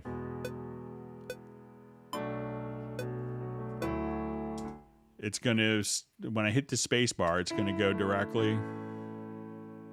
It's going to stop right here. Now and there's different ways of hitting stop. So if you do like space bar, we can think of this as a space bar. And now if I just hit the stop there, if I hit the stop button twice on the transport with my mouse, it'll stop it at its current position. I hit it again, it takes it to its start position. But if I want the transport, so if you're doing it with the space bar, which is how most people do, I think this preference is going to be more for the space bar. So now I'm going to say return to start position on stop. So when I hit play using the space bar, and then I hit the space bar again, it goes right back to where it was. So we could think of kind of the behavior, that preference is more for the space bar. So if that makes any sense, so that you could use, just for the space bar. But if you, click on it on the transport bar with the mouse, the behavior could be different. Or if you click on it using the, if you hit play by hitting enter on the numeric keypad and 0 for stop, that behavior could be slightly different as well. So give that a try, Greg. All right, question. While I know this is partly hardware specific, could you demonstrate on the meetup how to get MIDI controller to control quick commands? I have a Nectar LX25. Again, I've watched videos but can't seem to get this to happen. Okay, so I assume this is like quick, maybe quick control. So when we come over here, let's go to your studio menu. And I have a Nectar controller that I'm using here. So let's go to your studio menu, to your studio setup. And I'm just going to click on VST Quick Controls and click on Learn. And then I'm just going to move a knob. I'm going to set my inputs here to my device. So let's say it's going to be my Nectar, my Panorama. So I could just click on this controller. Then I click on this controller. I move a knob. And that's going to just automatically, when MIDI Learn is active, that's just automatically going to capture those particular MIDI CCs.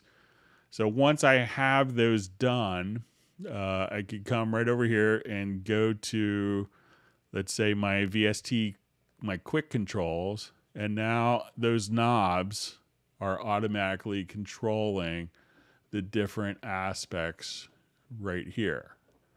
So just using my knobs right there. So, but just to assign it, you need to go into your studio to studio setup. And in the quick controls, make sure that you define that's not set to all MIDI inputs, but it's set particularly to your Nectar controller. And then I think that will make sense for you. I think Greg's been a loyal Cubase, Club Cubase live stream, maybe the very first one we did years ago. So great to see you on. Okay, so we have a question from Jan, and since she does such an amazing job with the Cubase index site, so it says, I wish you would like to show a circle of fifths, proximity chord, and chord editor. What is a good what one is good over the other? Make chord progressions from scratch, modify an existing, or when stuck in chord design. So let's say if I want to, take a look at coming up with chord progressions, and there's different options that we're going to have. So let's come over here and we're going to add a quick chord track. So, okay, so I already have one in here. So let's just...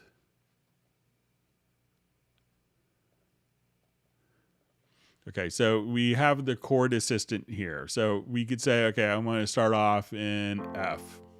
Okay, so I hear an F chord, and then I want to go to the next chord. And as we go to the next chord, let's say, okay, we'll do the most cliche chord progression of all time. But now I can go to my different chords here. So if I don't know chords, you could utilize proximity, and this means that in the key of F, that these notes are very close harmonically, meaning that often that they share common chord tones.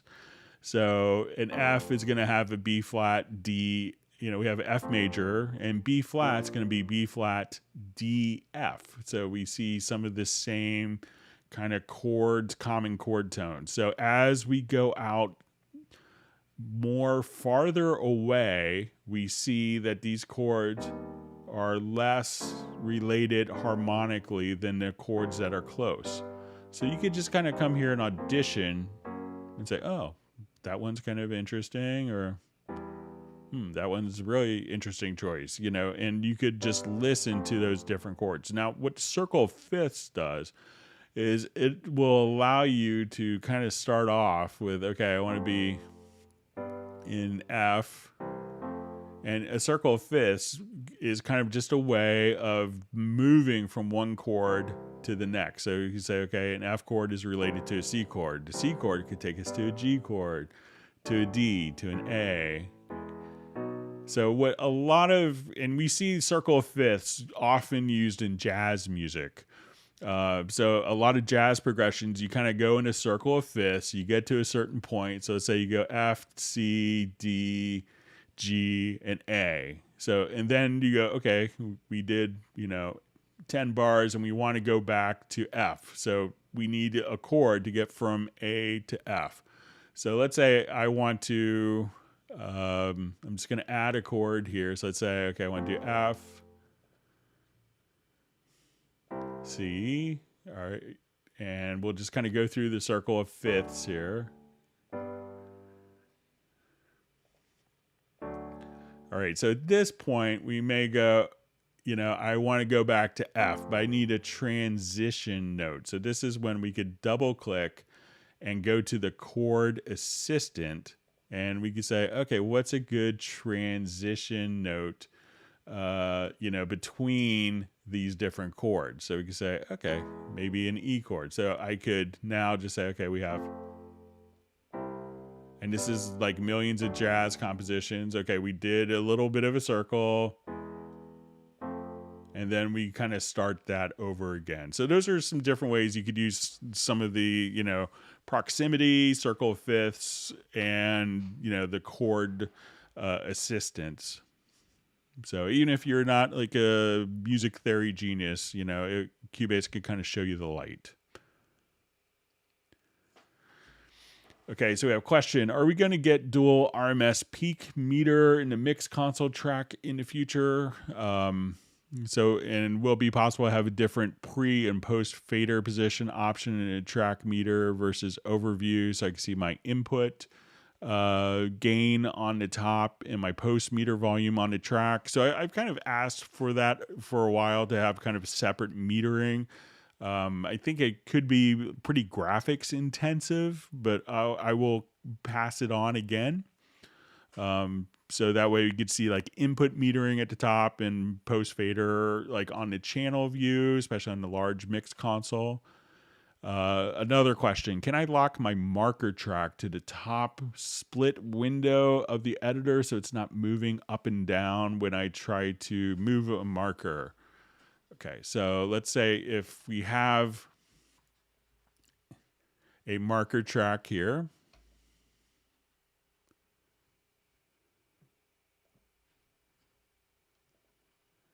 All right, and let's say we have various markers, and I want my marker track to be at top. You'll see this little line here. It's called divide track list. This little thing here, and you get it, I think, from your project menu. You'll see divide track list. I think it's in here, or maybe the edit menu, one of them.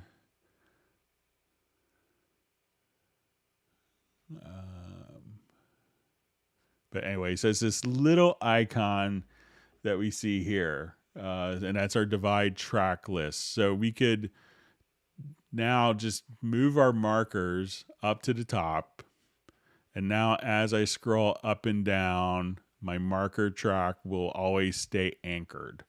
So that way, if I have, a whole slew of different audio tracks, I can just add all those and move those up and down, and these will always stay anchored. So it's just a divide track list. So to turn that off, you'll see this little, it's almost like a little slash icon.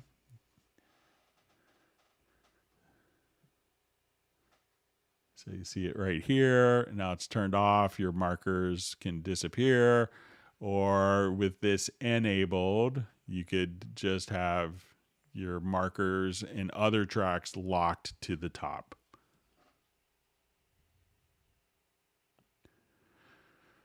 Okay, so we have a question. Is there a way to populate a tempo track with random values? Example, change tempo by 2 or 3 beats per minute every quarter. So there isn't a way to necessarily do that, but one of the things that you can do if you want it to be a bit more random is to just say, let's okay, so we have a tempo track at top here. Okay, so let's say, this is my tempo track and I want it to do some changes. What you could do is you could kind of tighten up the tempo track. So if we just select like a range of tempo, so say I just wanted to select this range and I wanted it to vary more, we could go to the center, the right center area here, and just be able to kind of, tighten that up. Or if we wanted to move the tempo, let me just move this down so we can see the whole window. So, if I wanted to move it up or down, or just, a little more tempo fluctuation, or, less tempo fluctuation, we could do stuff like that just by going to the right center edge. So if you want to tighten it up to make it more aligned or more loose, we could do some adjustments with tempo there. All right, so with that, we're just about out of time. So we'll be back on Tuesday. So at 1 p.m. U.S. Eastern Time. If you have questions you want to send in advance, please send them to clubcubase@steinberg.de. I hope everyone has a wonderful weekend. Please stay safe and healthy, and we'll see everyone on Tuesday, and then again the following Saturday instead of Friday. So everyone have a wonderful weekend, and we'll see you soon. Thank you.